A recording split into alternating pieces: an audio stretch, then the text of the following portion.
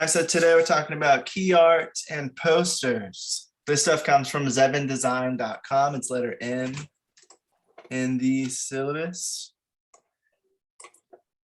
Key art is the single iconographic image that a marketing campaign is built around. It is the poster or main poster if there's more than one, the streaming thumbnail, the DVD or Blu-ray cover. It's the image used in any press release or media news about the film. It is the first and foremost graphic design. Art is subjective and can be made to provoke a thought or emotion, resonate on some level, or just be admired. But for key art, for a film or a show, the purpose is to attract and create interest, then deliver a message. It's to get people interested in seeing the film. If an actor is the main reason that people are going to see the film, then they usually use that on the poster. So you see Will Smith, he's very prominent in the poster because all they really want is to show people that this actor is in this movie, come see it. Especially when it's a lesser known story or a cheaper film, you know, and they're relying on the main actor. Or even a smaller company. If they have that big name, they're going to market it as much as possible. Right, especially if it's, I've never seen this movie, but especially if it's just something about a relationship between characters or something where the poster can be kind of anything. They might just show the two actors that are in it if they're big names, or they might show just like two people holding hands walking down a beautiful scenery if the scenery is a big part of the project. Depending on which phase you are, in the promotion of the promotion process and the, what do you call it? Gosh, I forgot the term. Marketing? Marketing. No, not marketing. What's the word? Gosh, I forgot the budget distribution. No, whatever. Anyway, whatever. Depending on the process that you are in the release process, you know how first you have the promo trailer, then you have the official trailer, then you have like, I've seen a lot where they tend to do like a very vague image, like with the Flash, it was just the lightning bolt, something recognizable, like with the Batman, it was just a bat signal. And then while they kept going, they would show like a little bit more, or they would show like aspects of the story or of the character in the poster. Yeah, and that's usually if you have a big IP that people easily recognize, you just show that to build the excitement over time. Whereas if you just have a movie that's about two people in a relationship that people don't really know, that one you don't really need as much of a build-up unless it's some big book or big IP that that movie is based on. You might use a headline. That's what a lot of the smaller companies use. They will use a combination of the main draw, which is either the actor, the director, the producer, whatever may have you, and or they will also use like a headline to encapsulate the story. Kind of like how a lot of Hulu TV shows, they will have like the description, like that one line that kind of summarizes the story or gives you a hint of what the story might be. Mm-hmm. They'll do that as well to like, so that people will see, oh, okay, so this kind of gives me an idea of what to expect. Because honestly, with this Will Smith poster, I have no idea what it's about. By his suit and it's because the main reason to see the film is that Will Smith is in it, is what I would say. But it also seems like and obviously, you know, that girl is probably in a relationship with him in the movie, is what I would think. I would guess sort of like fast cars, not heist, but like maybe action movie. No, I wouldn't. Maybe I wouldn't say that though. I'm gonna look up the premise right now. Look up, never lose focus. Okay. Anyway, all right. So if the actor is the main draw, then they will usually prominently feature the actor in the movie poster. If it is the character that it's based on, like Superman, like Flash, like Priscilla's saying, sometimes they'll have a buildup, which I think I have later in my notes, but sometimes the movie poster itself is just mainly the iconic image rather than the actor, because now whoever's playing the Man of Steel, whoever's playing Superman, it doesn't really matter as much as it just being a Superman film, because there's a huge audience for that iconic character. So they just use the logo that's easily recognizable, and have the person flying up through the clouds into the logo. Crime, comedy, drama. Oh, okay. Told you. Because with the suit and the glasses, I don't know, it seemed kind of something action-packed. I don't know if crime would be action-packed. I don't know, it just seemed a little bit like a James Bond poster. Gotcha. But yeah, so Man of Steel, obviously, they use the Superman logo as the main draw because people can easily recognize that, and you can spot it out of a crowd. It's red against a gray background so that it's contrasted and easily spottable and recognizable when you see it. Honey? Yes? Just to end it, in case anyone was curious, the plot follows a career con artist who takes an aspiring femme fatale under his wing. All right. That's what this movie is about. Mm-hmm. Would you say that the poster represents that? I definitely see some like action, maybe crime vibes from the look. Like I guess action movie from the suit and the glasses and the post, because it looked like a Bond poster to me. So I don't know about, and she is really hot, so I'd say the femme fatale part. But no, I wouldn't have guessed like the entire plot from the poster. Mm. And the movie is called Focus. Never lose is just the slogan. Okay. But whatever's going to make the people want to come see the film the most, that's what is usually used in the key art in some way. However, it also needs to be artistically competent enough to hold up on its own, because people are sometimes, but people will sometimes even buy and hang movie posters up on their walls because it looks so good. And so it needs to be artistically competent enough to be able to hold its own, even if it was just the image itself, to draw interest. If it's a good movie poster, some movies will come out with multiple ones. One that's more artistic, and another one that's more story-based or actor-based. Right. Good key art portrays the film and style, offers a cool picture, and attracts audiences to it. Great key art is memorable, allowing people to know the movie just from seeing the image alone. And I'm sure there's plenty of them out there that you could just spot and you would instantly know what that film is. Let me see if I know any of these. Oh, let me see. All right, you want to see? I got my phone. Obviously, I would know what the Flash is, the little symbol right there in the middle, even if it's just the image itself, but that's because it's an iconic character. But there are some movie posters that stand on its own because it's such a big movie. The 300 poster comes to mind. I would be able to instantly tell what that one would be. The third one looks like The Martian, but I could be wrong because it's very, very blurry and worth the price. Oh, that's, so, I don't know. Thor, let me see. So no, none of these I would instantly recognize, but we'll get into that a little more later. But it is something to keep in mind, is that great key art, it'll be something that people instantly know the film, they'd recognize it just from the key art alone. And it doesn't have to be the iconic image of the character that's already implemented in everyone's minds, like Superman or the Flash. It can also just be the movie poster was so different and iconic, and the movie was big enough to where it just sticks in your mind. Every time you see it, you know what it is. Yeah, like I think a good example of that was, gosh, I forgot the name. Silence of the Lambs. Yep, that's the one that's illustrated a lot with the moth over her mouth and the little symbol on the moth's head. And well, let's just look it up since you're talking about it. Because unless you know the story, you wouldn't understand the significance of the moth. But it still draws your interest, like, That. So even without the Silence of the Lambs and the big screen classics and all that stuff on there, you'd probably still be able to recognize it if you've ever seen that poster before, because it's so different and iconic compared to some of the others that you might see.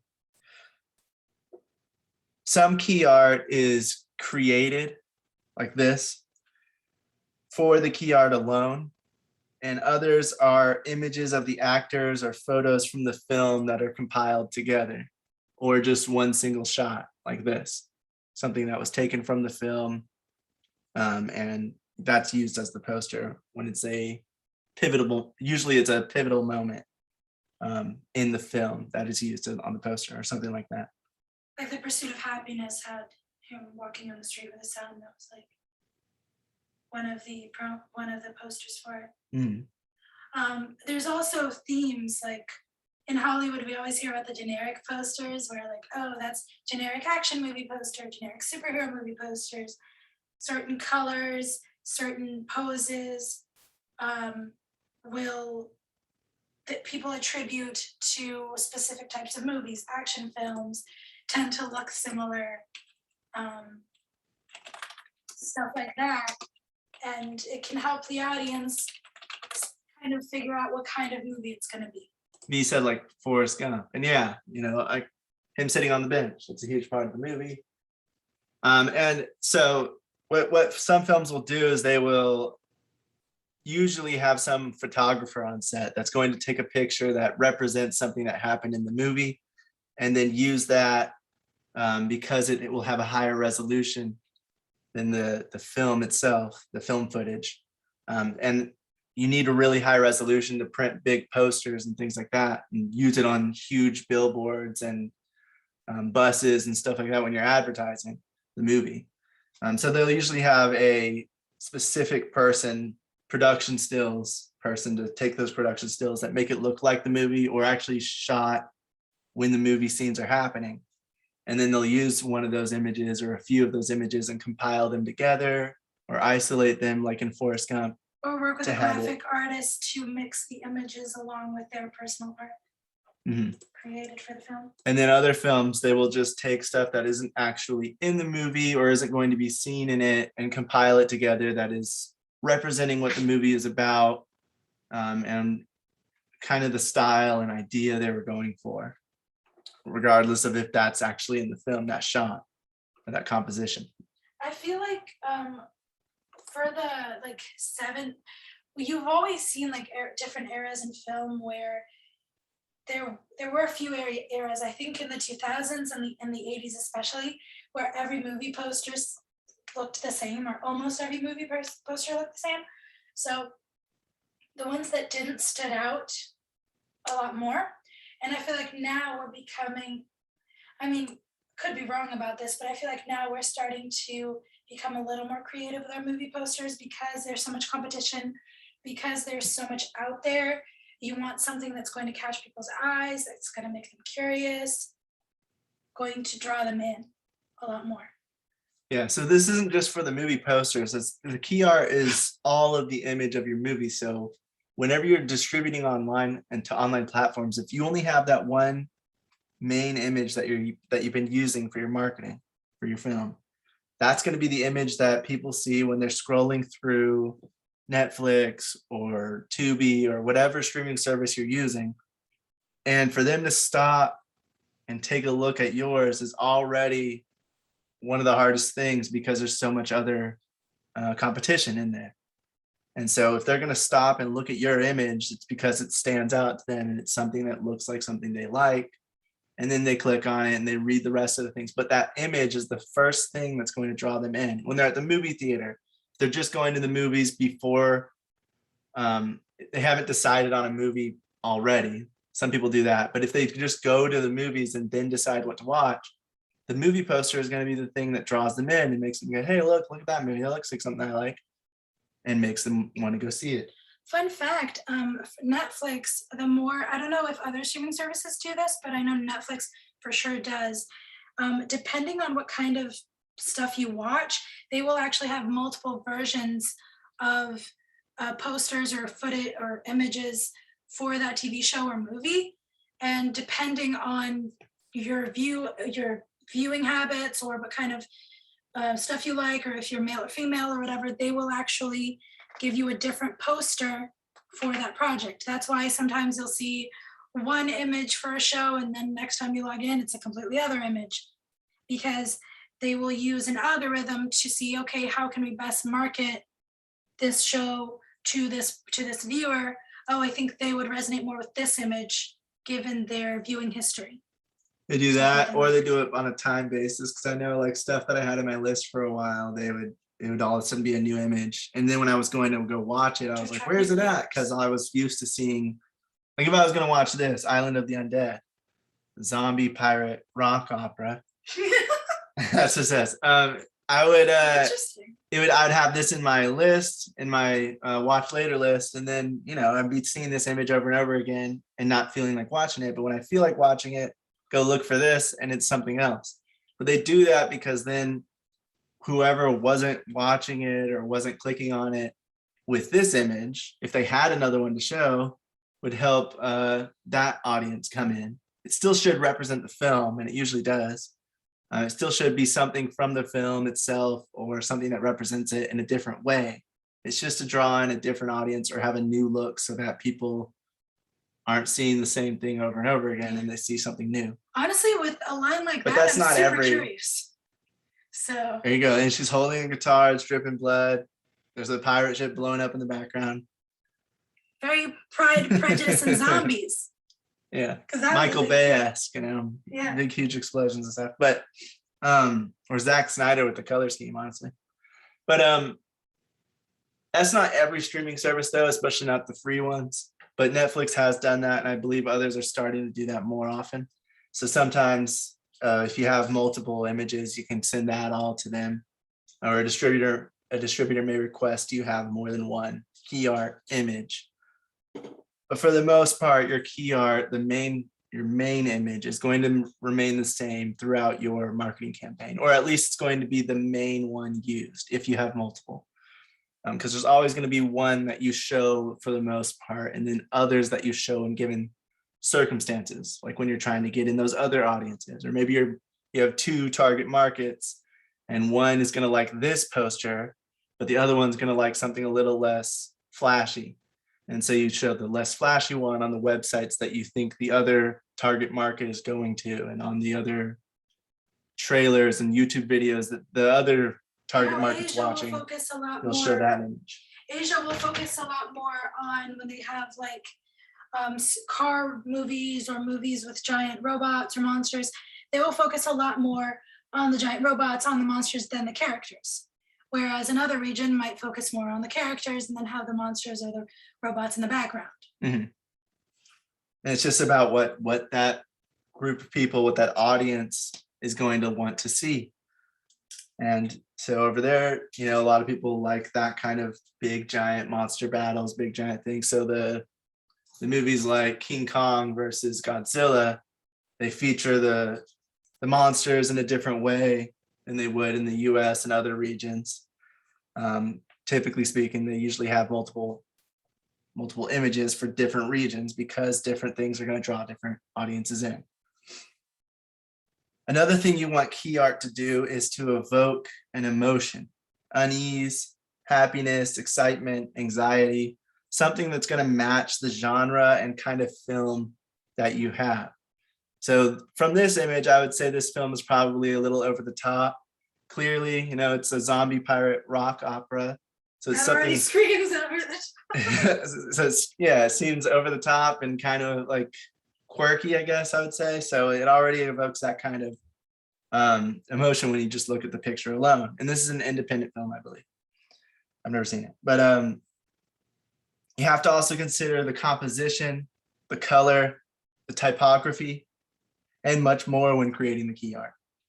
Key art is one of the most important marketing materials you'll have. So why should someone come see the movie in the theaters?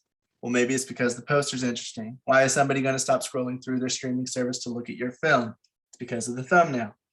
They don't just, unless they're just scrolling through every single movie on there, which, a few people might, but the majority are going to scroll through really quickly and they're going to stop on the ones that look like something they want to see.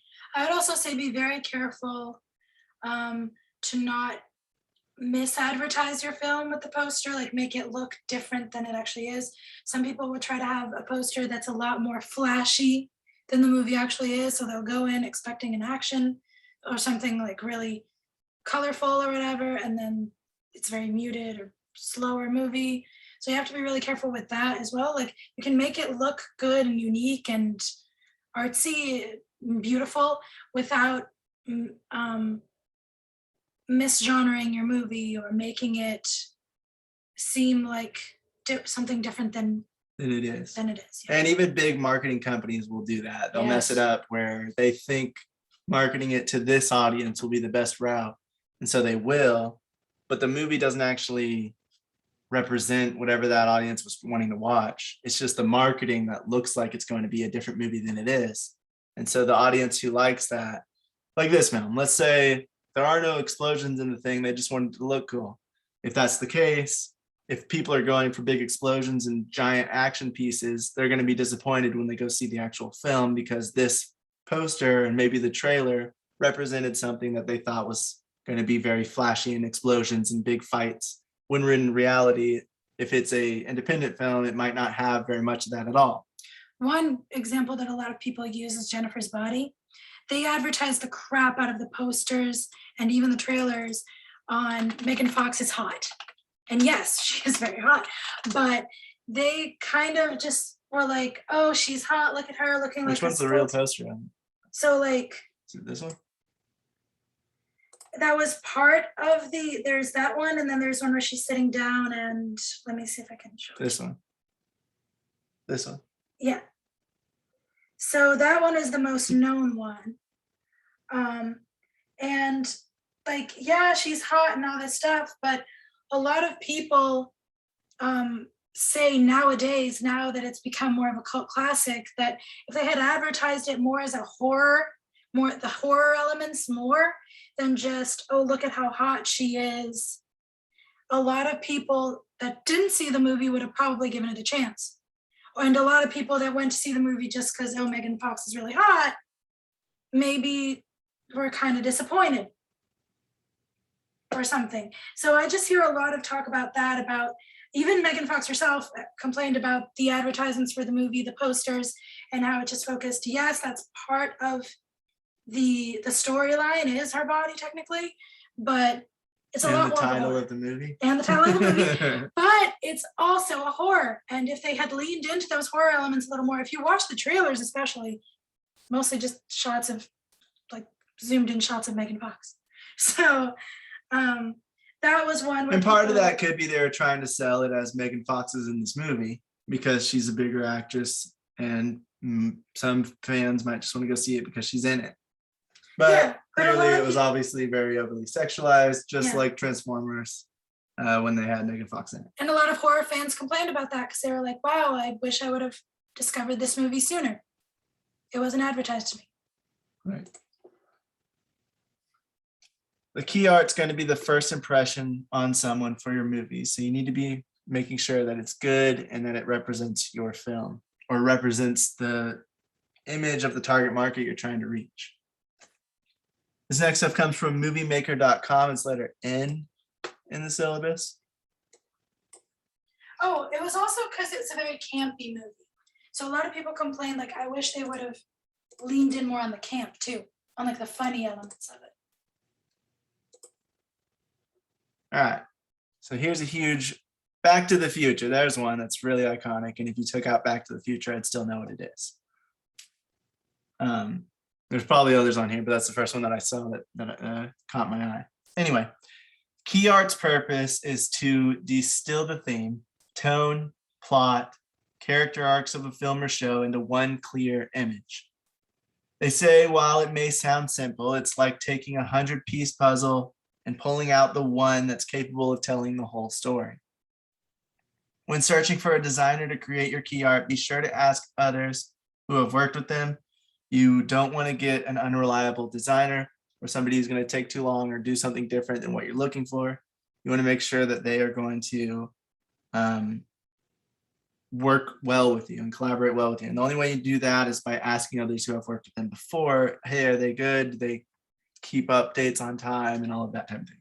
Honestly, looking at this, it's really cool to see images that you're like, oh, Jurassic Park would be another one.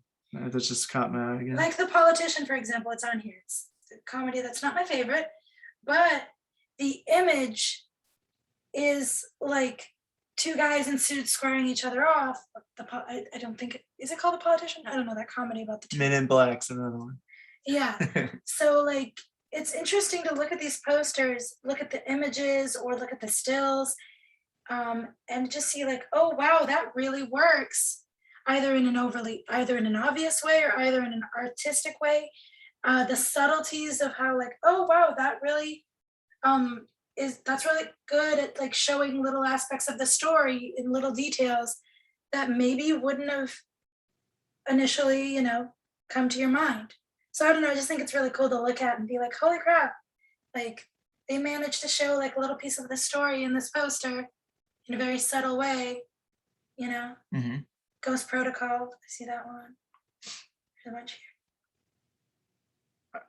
Also, if you think about key art while in pre-production, you can schedule a short shoot day to do a live photo session with the actors afterwards, because it's usually going to be a lot more difficult and expensive to try to do the marketing, like the professional photo shoot. If you're going to schedule one, usually you try to do that if you're doing a poster and you're going to do a posed poster, which isn't something that's taken from the film, but it's different photos of the actors and things like that to compile them together, kind of like how Star Wars does.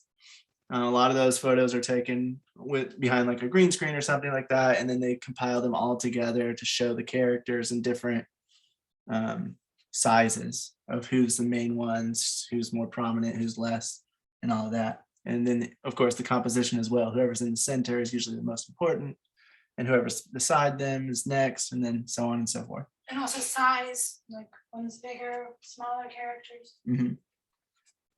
So if you're thinking about key art while you're in pre-production, you can actually maybe you have a short day of, you only need to shoot a few scenes on a certain day, or you only have not shoot a few scenes, a few pages on a certain day. And so that day you might have more time on your hands, and that could be a day that you schedule a photo shoot at the end. Yeah, that way you don't can have to schedule a whole other separate day for it. Oh, sorry, honey. Exactly. You don't have to schedule a whole separate day for it, which would cost more money and make you have to pay the day rate to all the people coming in to do that. And everybody's already there, so you don't have to try to figure out everybody's schedule to get it working. And it just takes a lot more time and more money, because sometimes actors will go on and do different things, and now, oh, they're busy doing another project after you're done filming. I would still recommend that you let them know that that might be a possibility, so that if they need to have extra costumes, wardrobe changes, let the staff know if they need extra hair and makeup, if they need to change their costumes and stuff like that for the promotional pictures as well. Vish asks, what website am I using to see the posters? I don't know. Actually, I just did Google Images. So I mean, it is a website of some sort. I just don't know which one it would be. So It I is just fun, though, select the to, like, websites watch it from to, like, Google. Look at here and see how many posters you can immediately spot, like that are super recognizable to you. For me, Ghost Protocol is instantly recognizable because I have like a very vivid memory of watching that movie in theaters and going with my dad and my brother and all this stuff. So it sticks in my mind. But depending, like there are also like very like images like the Jurassic Park one, and just stuff that just by a glance you're like, oh, I know that movie. It's also interesting to see which ones stand out immediately to you. Yeah. When you're looking at it, which ones are you looking at? Because there's so many to look at. Like, are you Which one scrolling through immediately all draws of your them, or eye? which one you that one and then that one and then that one? Because that's how mine is working. I'm like, oh, there's that one, and then there's that one over there. And I know these films, so think about that. But think about all the movies being something that you don't know, and That you then haven't look at it watched in a again. And that would while. be something where you have to like, why are you going to look at this one instead of the other? What draws your attention? Is it the colors? Is it the way it's done? And there's different reasons different people might look at it. And so the movie itself should know who they're trying to draw the attention of and how to attract that customer, attract that client. But yeah, so if you are thinking about your key art in pre-production, it helps you to schedule the photo shoots, or to at least have somebody on set taking the stills during certain days when the most important set pieces are happening. And especially if you get a graphic designer before you even start shooting, you can give them some rough ideas of what they're going for, so the photographer knows what to focus on during the shoot. That way they have a better idea of the story overall, and they have a better chance of making something good if you're not giving them the whole idea. Gosh, you don't remember what the name of that graphic designer was, right? The one who was famous for doing a bunch of horror movies. Gosh, No, I I'm not forgot his sure. name, but you know what I'm talking about. Yeah, I do. Yeah, that one was very interesting. I'll see if I can find it and resend it. But the reason why production stills and professional photo shoots are usually needed over film stills from the actual film footage itself is because when you have, like I already said this earlier, but if you have a piece of footage and you're just taking it and taking a still from that footage and trying to blow it up onto large posters and billboards and things like that, it usually starts to get grainy because it doesn't have as much resolution as a professional photograph meant for that kind of thing. You have to have a really high resolution to get quality prints. When you work It's with different than just showing it on a big screen. When you're printing it out on a big piece of paper or a big poster. What? Oh, sorry, I was just gonna say, like, when you work with a graphic designer, they should have different samples for you of different sizes, different resolutions, different color schemes. They should be able to send you all that, as well as the color codes of all of the colors used in your poster, so that you can recreate them and share them or put them wherever you'd like. Create merchandise, that kind of thing as well. Yeah, so if you just take a photo from the movie itself, it can look something like this. When you take an actual photo shoot of it, you can make something more like this, where it looks higher quality, it looks more crisp and pristine. And usually that's what you want to do, especially because something like this is automatically going to scream amateur and independent, because it's just not going to look very good. It's not going to look quality. So why would I want to see your film if the picture representing it doesn't look that good? That means the movie probably isn't that good either. And even if the movie really isn't that good, you still want to draw people in to watch it or give it a chance. And so you want the first image to look quality. That way they come in and watch it and give it more of a chance than they would if they see that it's an ugly image and then go watch the film anyway. Of course, you also have to take into consideration the year that it came out, because some of these posters. Oh yeah, no, I know. Is just because they're crappy because they came out in the 60s, 70s, or the resolution. I think this is from the 90s or something like that, but yeah, obviously that is why. But if you're taking it from the film itself, even though film footage, you would do 4K, 6K even, sometimes that's still not enough compared to what you can do when you're just taking a professional still photograph. And if you ever take photographs, you can know the different resolutions that you can do it at, and they can get really high and really, like, sometimes it's like, why do I even need this big? And it's because if you're using it in a professional setting, you want it to come out good no matter how big you're printing it to and how big you're blowing it up. Like a giant poster or the side of a bus. Exactly. Major studios can spend hundreds of thousands of dollars developing the key art alone. Independent filmmakers can spend $1,000 to a few thousand if they minimize their costs and focus their vision. Planning and having a brief of what you're looking for, what the story is about, and any inspirations you've drawn from can really help designers quickly and efficiently figure out what you're going for. So you want to have an idea of what you're looking for in advance. That's why you want to start thinking of it during pre-production, during the writing phase even. What kind of poster could this maybe be? You want to be thinking about marketing as an independent filmmaker. You want to be thinking about marketing throughout the whole entire process. That way you have an idea in your head, you already know what you want, or you at least know what the main draw is. You know your target audience, or you figured that out, or you think you figured that out at least. And so you know who you want to market it to.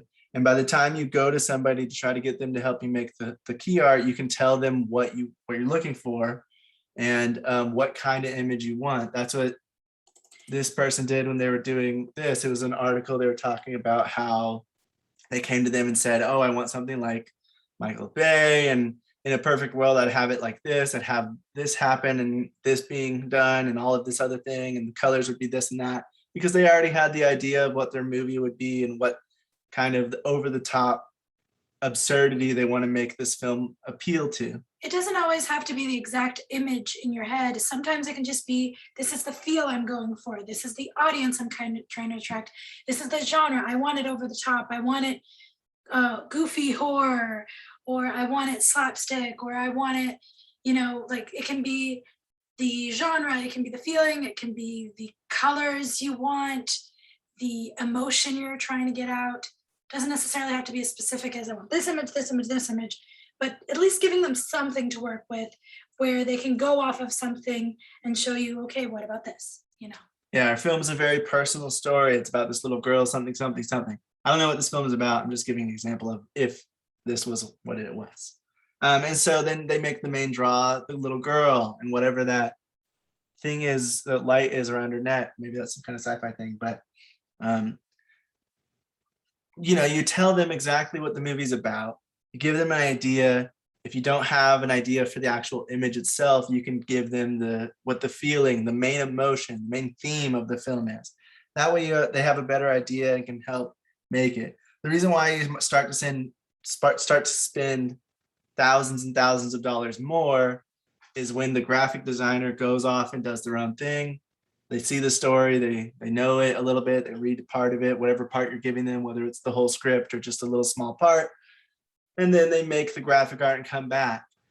And then you might go, oh no, that's nothing like what I'm looking for, try again. Or they bring back a few different versions of something. And then you decide from there and keep going. And that can be the way it works with independent filmmakers as well. But if you give them a better idea, and the closer you get them to already having the art that you want, the less work they have to do and the less it's going to cost you, which is why you want to be thinking about it the whole time. Be as specific as possible. We said, how many key art do you need for a movie? Usually for an independent film, I would say one image. One good image that's going to be your poster, your thumbnail. The only thing you're going to need that's going to be like readjusting it a bit is going to be when it is used for different purposes. Different social media have different aspect ratios for their photos.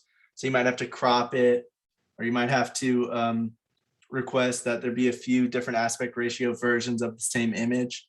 But for an independent film, they usually only have like one image, one main hook that draws them in. I'm sure for this film, they just used this.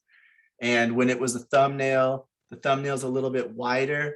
It's not in the same aspect ratio as a poster. So they might have chopped off a bit of the top, chopped off a bit of the bottom, and just spread it out to the side a bit to show the same image, but in a different aspect ratio. And then of course you'd have to move the title and the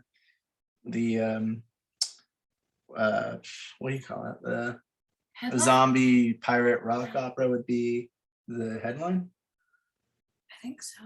Whatever it's called, you'd move that around as well so that it fits within the new aspect ratio. I would also give the tip to never just like make it match the aspect ratios, and never try to send it via, I mean, this goes without saying, but just in case, never try to send it via, for example, Facebook or text message that doesn't show the full resolution.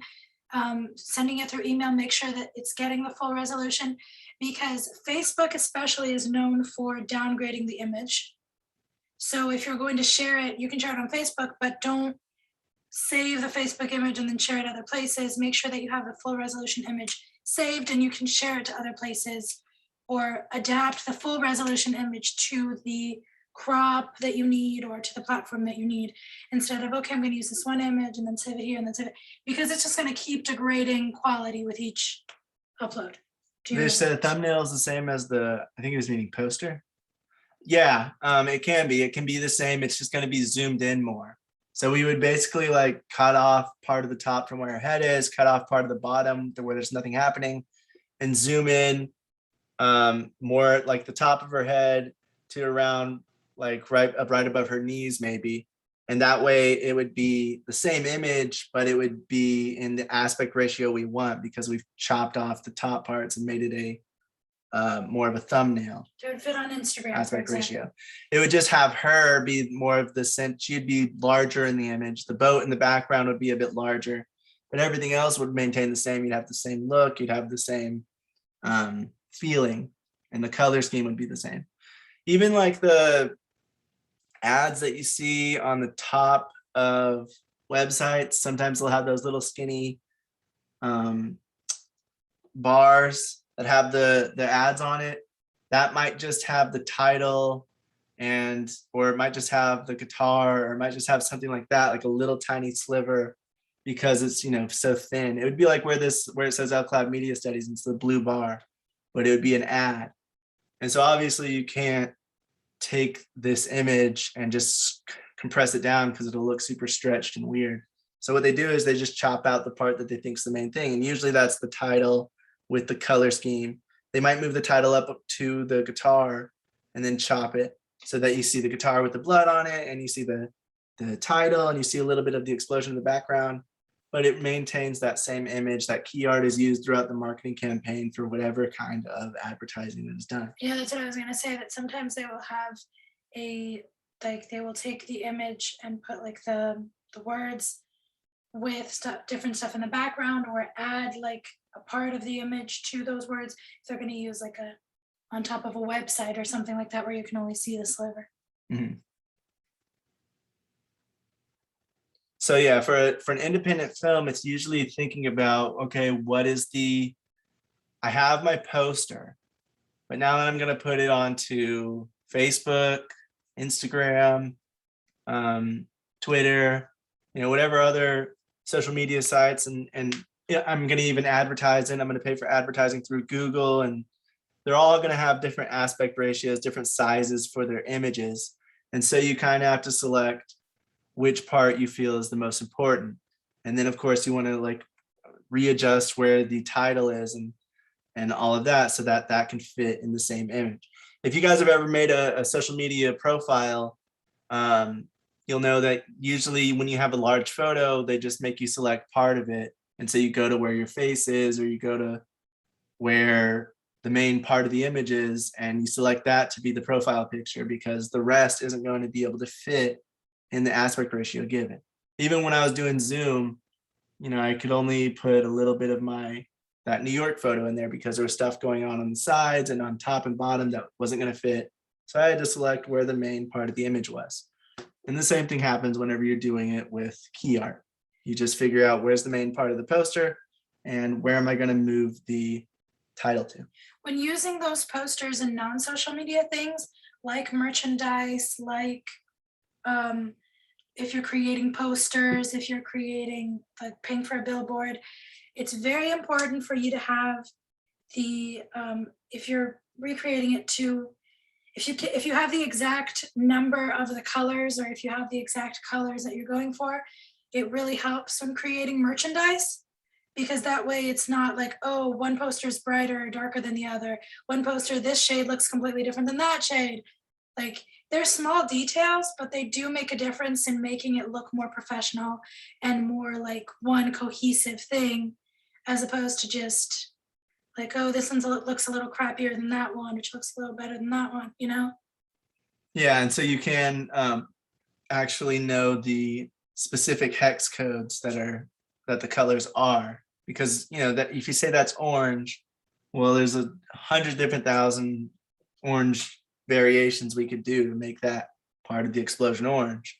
And then it's a gradient, so it goes from this part of the orange to darker orange. So now you have to figure out, where does it start, where does it end.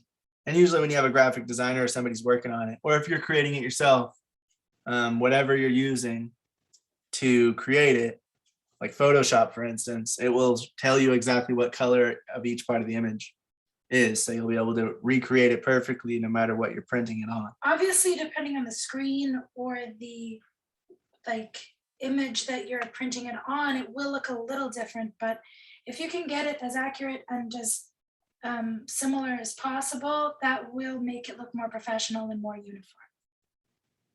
All right, this next stuff comes from the filmcollaborative.org. It's letter O in the syllabus. They say for a $250,000 film, a $10,000 to $20,000 spend on developing the key art is not unreasonable. That's without marketing it or hosting a website or etc. If they want to hire a top agency to do it. So that would be a top agency doing it. To create a very professional, what? Said it better be on those ones. Yeah, and so that can be like a 1/25th to almost 1/10 of your budget just on the key art. If you're doing it like that, other filmmakers may get someone they know to do it for cheap or for free, and others fall somewhere in between. Either way, you shouldn't rush the decision or take it lightly. And honestly, this should be something you're thinking about and budgeting from the beginning. Just like I was saying, just like the other person was saying. Key art will represent your film for years, even decades. Just look at Jurassic Park. I mean, that is still the image used in every sequel after that. It's just varied a little bit. But the main part, that dinosaur, the red outline dinosaur with like the little, the words. Let me just look it up so I can show you. So you don't say something wrong. No, I know how to, it's just hard to explain without showing it. If you look at the words, it's white, and then there's a little tiny red like drawn line inside each one of them. That main look, the color scheme, it's used still in different variations of the same film or the sequels. And it's still what represents that film even to this day. And that's a movie from, when was that movie from? 1987? Let me see. Let me look at 93. 93. Don't 93. 93? Thank you. Thank you. But yeah, it's 93. I could That's have like sworn it was the 80s. almost 30 years ago, and it's still representing that film to this day. So it's something that's going to represent your film for years, even decades, especially for those that want to create a production company or a brand. Having high quality looking previous projects through the key art can help you with further projects. If all of your past work looks like garbage from the key art alone, it's going to make investors and people that come to your website or come to your channel or wherever you're hosting it, a little more cautious on looking at it. It's the same thing when you have like a company and you see trailers from their previous movies and they all kind of suck. And so you think that this new movie is going to suck based on the previous trailers that they're showing you. DVDs will do that all the time. And so you kind of get a sense of what the movie's about, and hopefully you like the trailers because then you get a sense of what the film's going to be like. But if you think all the rest of their previous work sucks, then you're kind of worried. Well, at least I am going into the film. And the same thing happens with key art. If it all looks ugly, they made 5 projects and the 4 other projects are crappy looking, then you're like, ooh, is this one even going to be good? Because the rest of their stuff sucks. And I think we've all been there where we buy a DVD or we're putting in a DVD, and then all of the trailers for films before that, because normally you're supposed to put trailers that are similar to your film, like, or people that also like this film might also like this.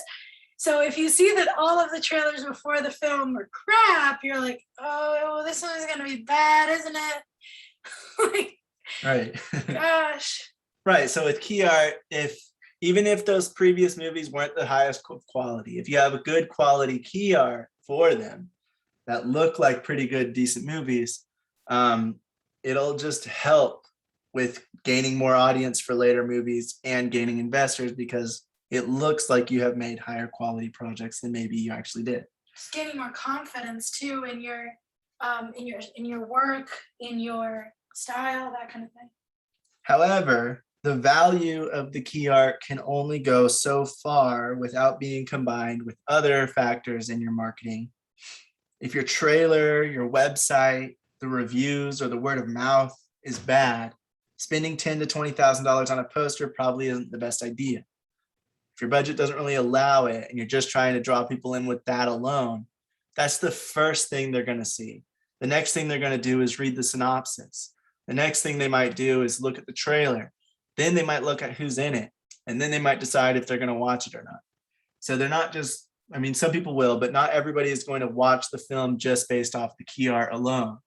They are going to get interested in it and then see the other aspects of it. And if the trailer is awful, but the key art looks super high end and professional, probably not going to work as well as you'd think, because they're going to see it and get interested, and then they're going to watch the trailer and go, oh wow, this looks bad. And there's no use in making like an awesome key art if you have to invest your money equally over the, like not equally completely, but like you have to make sure that the quality is consistent over the board, all across the board, sorry. And that way you keep the interest. Okay, their poster was really good. Oh, the trailer's really good too. Movie's probably gonna be really good. Right. So while you don't want to take shortcuts with the key art, its value won't be fully realized if the rest of the budget can't support it. The filmcollaborative.org, they also recommend not asking flat out how much someone charges to create a poster, because the amount of work and therefore the amount of pay they're going to need is going to depend on what you want. What kind, if any, of assets do you already have? Like, do you already have the photos, or do they have to create stuff from scratch? And how much time is it going to take them to get up to speed on the film? It's a very complex idea, and they have to look into it a bunch and read about it and read the script to be able to understand really what you know, what you're going for, or is it a really simple, here's what it's about, and then they know? If you are asking for the rates, be as specific as possible. I need this. Please contact me with how much you think this is going to be. That's different. See, that's what they're saying. Ask that if you're giving them the stuff you need, then asking what the rate will be. That's different than just flat out being like, how much do you charge to do posters? Because they're charging everybody different amounts. It's like any video work. If you ever need somebody to do video work for you, they don't charge the same amount every time, because some videos are going to take 3 weeks. Some are going to take 1. It Some just are depends longer, on some are what. shorter, some are more, have more stuff, some have less. Posters can be vastly different. Exactly. So it's not all going to be, this is what we charge every single poster. It's different, and that'll automatically make them think you're an amateur, and I've never done this before. that's not good, no matter what the reason would be. Each client's going to have a different rate depending on those other factors. So it's better to describe what you want, what you already have, and what the film is about, then asking what they might charge for something like that, like Priscilla said. When you get it, if you are getting somebody else to create it, you want to have a multi-layered image where someone or yourself can rearrange the assets layout or remove them to put something else in place, like the title in another language. And so if you are able to do international distribution, you have a multi-layered image where the title of the image itself, you can go into the image in Photoshop or whatever they use to create it, and it has multiple layers where you can just remove the title, or you can move the title around without moving the entire image or having to cut it out or do something that would make it look less quality. That's another thing that a good graphic designer would do. When they give you the full image, full artwork, they will also give you pieces of the individual. That's what they should do. Yes, they should give you the image as a whole, and they should also give you the image in a multi-layered format from whatever software they used to create it. So that's how you can instantly tell if somebody is a little higher quality with their graphic design and their poster making, or if they don't know as much of what they're doing or as much of what's needed from you, the client, when you're going to them.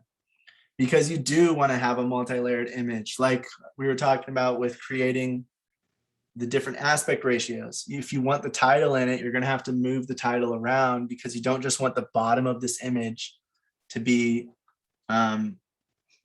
the image shown just to show the title. You want to be able to move the title up and then have that, the cooler part of the image, be the background, or be on the side, or however you want to rearrange it. You want to be able to rearrange it so that you can create it for different advertising purposes, different websites, different media, and either like print ads or digital ads. You want to be able to move that stuff around. So multi-layered image is what you want.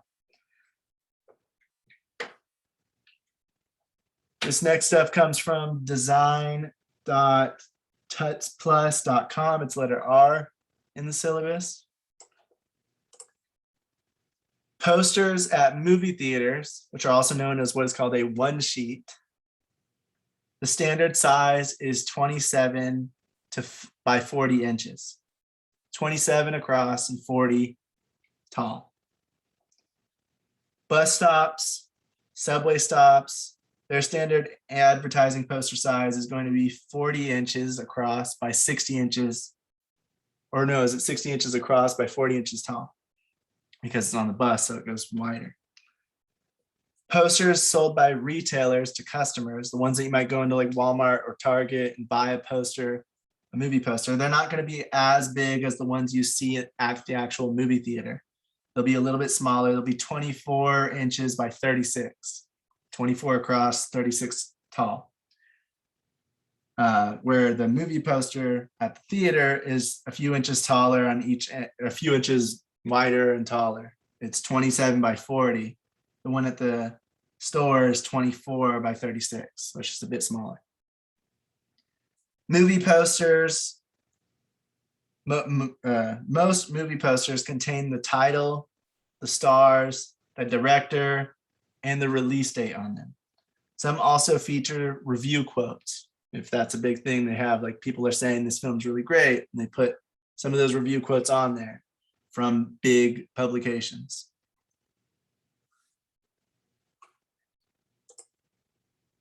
Here's what Priscilla was talking about earlier. For action and thriller movies, key art is about replicating the feeling of rushing adrenaline.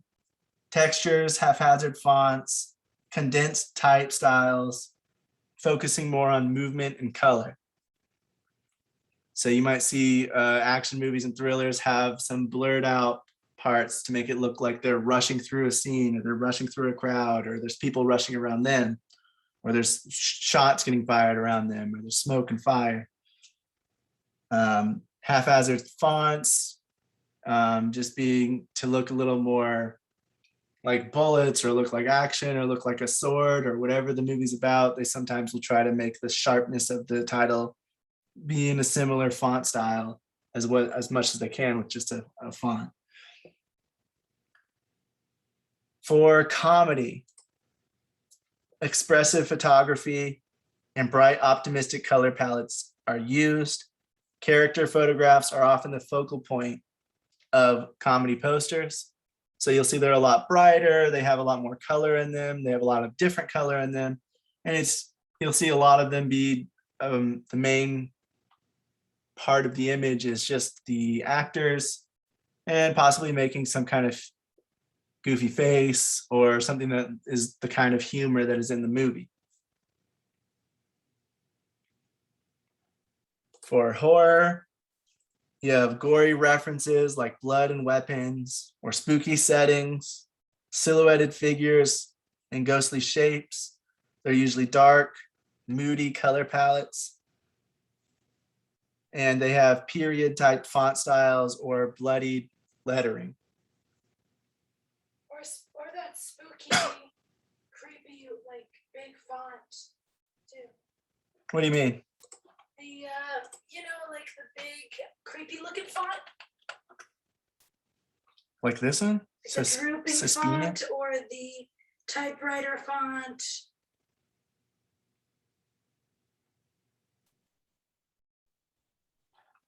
Like this right here. Like the Halloween, the one for Halloween.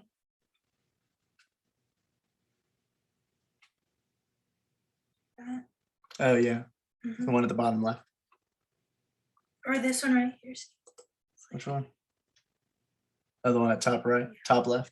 Yeah. For drama, the focus is recreating the emotional mood of the film. It's immersive, dramatic photography, atmospheric, emotionally charged design. You can see it's very, yeah, kind of adult romance novel. It's very,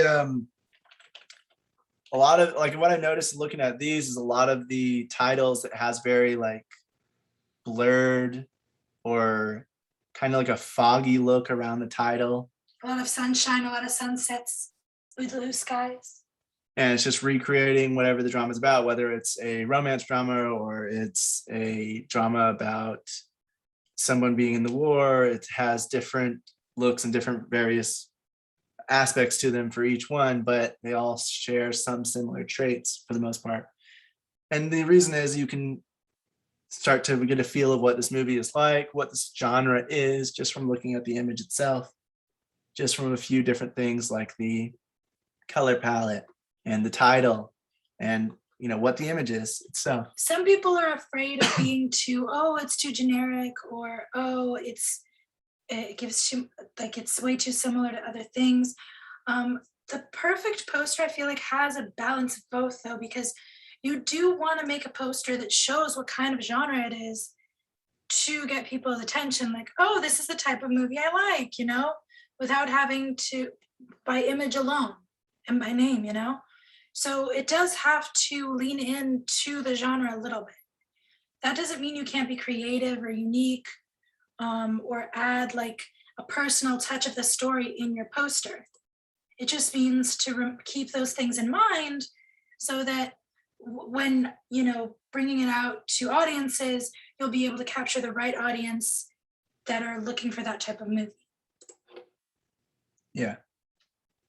And that way, when they are scrolling through it and they have one film that's a drama and the next 3 films that are all action and whatever, you can easily spot the drama and you can pick it out. If you are looking for, I like dramas, and I'm going to look through and see if there's anything I like. I like romantic dramas, traumatic dramas that are about someone dying, maybe. I said traumatic. Traumatic.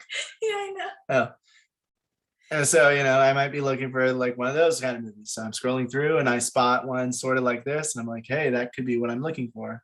Even if consciously, I'm not actually thinking that I want to watch that. If that's just the kind of movie I like, it'll easily draw my attention, which is why target markets are so important as well. Because us as an audience, same thing with like aspect ratios. We got used to seeing these types of images associated with these types of genres. But they can be unique and different. Like a good way of doing that is looking at the romance movies of the 50s and 60s, 70s, and the early 2000s, and the romance movies now. Like they're all a little different, but they still have a lot of similarities in the way that the posters look. So you can see how even if you do follow that formula, you can still make it unique and different in your own way. For sci-fi, they usually have neon color palettes, space or planetary backgrounds, robotic-inspired graphics, glow and lighting effects, ultra minimalist typography. Sometimes it's just something that is there. I should say all the ones on screen, they actually have kind of different typography, especially Tron and Back to the Future. But a lot of the cheaper end sci-fis that you'll see, they just have the kind of generic typography, because that's not really the main draw. The main draw is the image and what the kind of illustrating the world through that image of what this sci-fi movie is about. You always want to check out other posters and key art made for films in your genre and any that are similar to yours, especially the ones that are similar in story to yours. If your film is an homage to an older work or a spiritual sequel or prequel, you may want to make a similar poster to the one made for the other work. Brian, I know you're making Kill Mary. That one's based on Kill Bill. Inspired by. That's what I meant. Inspired by Kill Bill. So you might want to make your poster similar to that, just like you made your trailer similar to theirs and that kind of thing, because you're paying homage to it. It's a spiritual, kind of like a spiritual successor to it. Posters, for the most part, have a formula, and while you are by no means required to fit the mold, it's still good to be aware of what the standard is, so you can decide to go against it or not. Just be aware that, like Priscilla was saying, like these different images, you automatically associate them with a type of movie because we've seen so many movies do that formula. And they can look very different from each other, but you can kind of tell that these are all sci-fi. These are all dramas. These are horror. Horror are very clearly, they should be very clearly horror because they're creepy images or blood or something like that. And you automatically know what they are. Like horror accidentally watching your movie. Right. It's a bad reviews. You want people that know what it is going into it so that they know what to expect. And if they're going into it knowing what to expect, it means they'll probably like it more because they're actually looking to watch something like that. This next stuff comes from filmlifestyle.com. It's letter S in the syllabus. If you are set on creating your own poster due to the budget or other constraints, there are poster templates out there that can help you make a more professional looking poster. Envato Elements is a site that offers a range of poster designs and templates, and there's other websites out there like that. I think Envato also does some stock images and stuff like that if you're looking for that for post-production. But they also offer a bunch of different pre-made templates where you can just add in your photography or add in your photo elements and assets, and then it's all kind of in a composition that looks professional already, just from what it is. It already has the typography that's going to be used. You just write the name of your film, and there's a lot of websites that do that, but they specifically mentioned Envato Elements because, well, for whatever reason, I guess they like it. There are also free templates and other paid templates out there. The free ones, obviously, they're not going to be as professional looking as the ones where you'd go and actually pay for it, but there are free ones out there. You just have to look it up. If you are making it yourself, like, it's still good to check out what other movies have done in your genre, and then also see what kind of templates there are and which one you might like with your film. And you can always adjust the template as you go, but starting with a template is probably the best course if you've never made a poster before, because it'll give that composition and that feeling of professionalism without you having to do it all from scratch, which is a lot harder to kind of figure out as you go.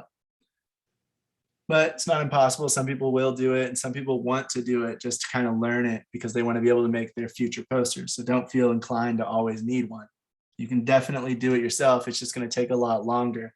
And to get it to look professional, you're going to have to spend a lot of time to kind of learn it and just eyeball it and go and look up different videos on it and how to do it with graphic design, because there's a lot of different elements that you don't think about when you go into it that need to be thought of. Typography is one thing I never think of when I'm thinking about art and stuff like that. So that's always the thing that gets me, like, oh crap, I don't even know what kind. I don't know the different fonts and stuff, so I don't know which one I want or which one kind of represents what I'm going for, or do I want to create my own typography for it, my own font. You know, those are all different things you have to kind of consider while you're making the poster, the title. And so those are just little things that come into my mind where it's something that I wouldn't have thought of if I was starting to make my own poster, but I would come across it when I'm getting ready to do it. And to make it look the best, I'd have to find one that's going to work with the kind of movie I'm making, because it does make a difference. Never think, oh, this looks cool. You also have to think about, does this match my poster? Does this match my story? Not, oh, I like this font. This font's easy. This one's cool. Like, does it add anything? Is there any way you can make it a little more unique, a little more different? All right, this next stuff comes from studiobinder.com. It's letter T in the syllabus. Every one sheet, which is the poster that's going to be at the actual movie theater, it's called a one sheet. They have one thing in common, and that is what's called the billing block, which is the industry standard way of formatting movie poster credits. You can see this on DVDs, and you can see this at the movie theater on the posters at the bottom. It's whoever's doing it, who they've done it, like what kind of companies are creating it. If they're working with any other companies, it'll be there. So this one says Warner Brothers Pictures presents in association with Legendary Pictures, Green Hat Films, production, and a Todd Phillips movie, blah, blah, blah, blah. And then they start naming some of the people that are in it and other things like that. Let me see. Some films also make a teaser or a poster which may not have any credits or title. This is what Priscilla was talking about earlier. So that could be for Man of Steel, something, I think they did this, where you just see the Superman symbol and you say near and you say what year it's coming out, but that's it. And that's just to gain excitement over the title, over the movie. And it's just a teaser poster, which doesn't really have the final image. It might just have an idea of what it is or whatever the main draw is. So again, Man of Steel, the main draw is that it's Superman. So you show the logo of Superman, and without anything else, it's just a basic image of the logo with, a little bit of design elements going on in the background and foreground, but not really any imagery in there besides the logo itself. And then the year it comes out and who's making it all at the bottom. Not the billing block, but just like the main companies and their logos. And then, or some of them just have coming soon. They don't really know what year or what date it's coming out. They'll just be like coming soon to a theater near you. Just had the wolf logo. Yeah. And it's like coming soon because we're not really sure when it's coming out. So we're going to make sure not to give you a date and have to push it further. So those are normally done on larger budget films, especially franchises or easily identifiable IPs like Superman. But going back to the billing block, it's standard to start with the companies and the studios behind the film, then the actors named in order by fame or by the screen time that they're in the film or contract obligations. Some actors have enough pull to where they say, I want my name first in the billing block. I want to be named first, even though maybe they're only in 5 minutes of the movie. They're a big enough name compared to your other actors and everybody else in the movie that they can have their name first because they're just a big enough name to do that. So they can have that in their contract. And so you might have contract obligations of which order you have to do it in. Otherwise, they typically go with either screen time or whoever's the most famous on down, depending on how they want to do it. A lot of people aren't really going to look at this as much. So it's mainly just for the credits and the order of credits. Because, some people will look at it, but a lot of people just skip over this and look at the main image. So it's it can be a big deal to some people and it can be not that big of a deal to others. So you really want to make sure that whatever's in their contract you're following, and then you just kind of play it by ear as you go along for the rest, if you're doing it yourself. But anyway, then it goes after the actors, it goes to crew, it's a casting by, then costumes by, edited by, production designer. The DP usually negotiates a placement. So the director of photography might negotiate their name before or after certain other crew members. Again, that would just be something that is in their contract. And if it's not in their contract, you can just kind of put them after the production designer, which is what this billing block did right here. Then it's usually the music score by, so whoever did the music or the composition. And they might also negotiate where their placement should be within the billing block. If no negotiations were done with cast or crew about credit placement, you typically go by who contributed the most and who starred in the most runtime. Certain unions mandate their mention after the crew member credits. So that would be like this ACE right here. And so if you have different unions that you're working with for your film, sometimes they'll have it in their what is it called? Requirements that in the billing block you put whatever their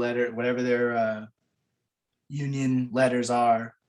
You put them after a certain part of the billing block, and you have to do that or you get in trouble if they look at it and get mad about it, which, if they're asking for it, they probably will look at it and make sure you're doing what they told you to. After that, you have the producers, then the writers, and anything it's based on followed after. So if it's based on a book or it's based on comic books by this person, by that person, then you'll put that after. Lastly, you have the director. You can see that at the bottom right here. It says written by, produced by, directed by at the bottom right. I don't know what movie this is, but The Hangover. The additional space below the billing block is where the logos, ratings, website information, release dates, and other info typically go. So it's the logos of the companies that worked on the film. It's the website where you can look at what the film is. They have Facebook on here. They might also put the rating down there whenever you're looking, especially if you go to DVDs, you can see that it says like rated M, not rated M, rated R for films, rated M for video games. But it'll have the rating down there and why it's rated that way, because what is in it, sexual references, this, that, and that'll be all down there. There is no required font type for your poster or the billing block. You can use whatever font you want to show it. It just usually looks pretty similar in most movies because it's pretty crunched together. So it has that same look. The names are all caps, but they're a little bit larger than like production by or directed by. So that way they can shove it all in together and it's just a standard font. And you can usually find templates for this as well.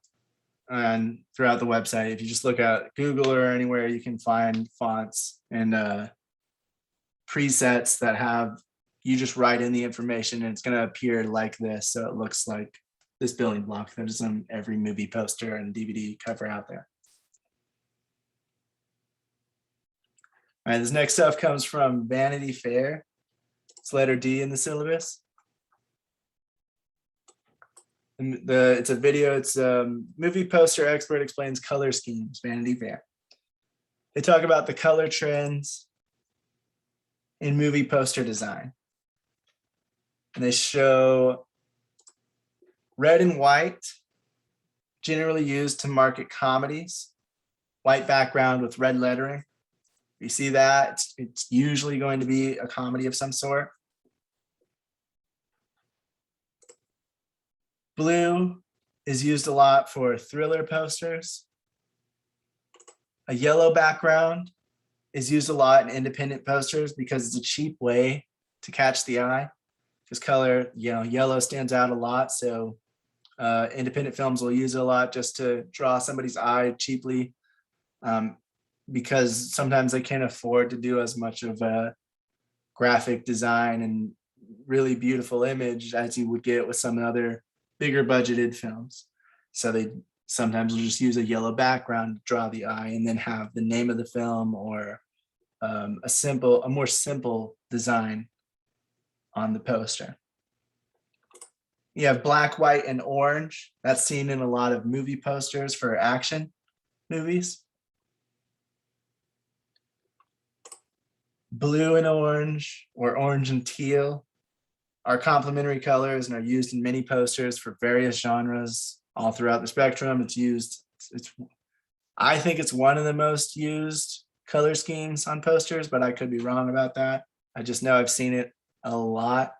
I've heard a lot of people are kind of sick of this because they see it all over the place, but it still does look really well together. And so it's still used from here, for certain movies, and certain things still want to use it because it does look good together. And there's a reason for that. It's because they're complementary colors and it just contrasts very, very nicely against each other. But you can start to see that the colors are also dependent usually on what kind of film it is, what genre that film is in, and that can make a difference to what color scheme they use and what will draw the people's attention. And so that is another formulaic thing that you can decide to do, or you can decide to go against based on whatever your film is.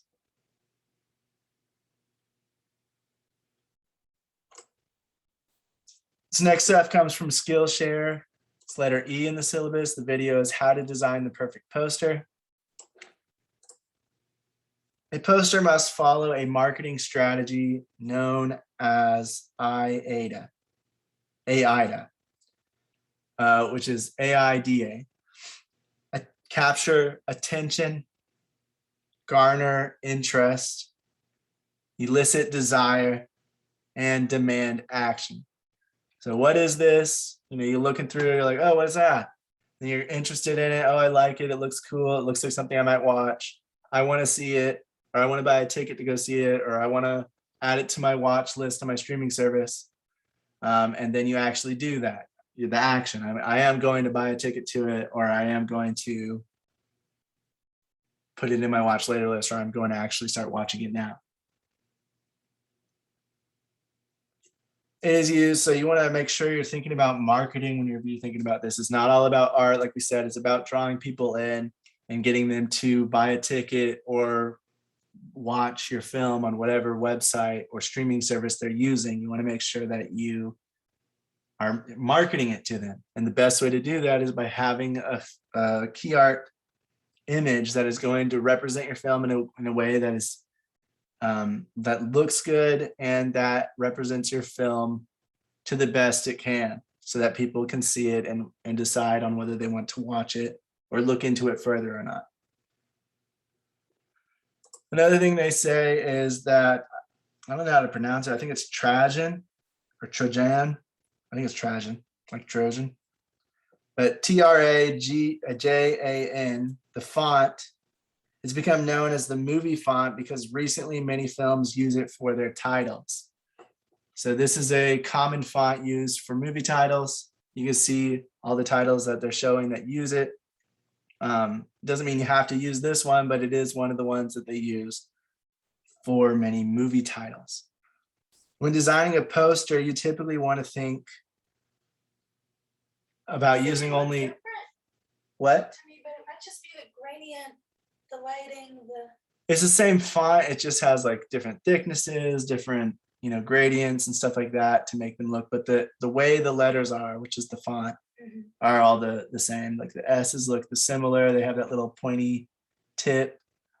So if you look at the episode 2, Star Wars, you see episode right there, the little tip has that little point, looks kind of like a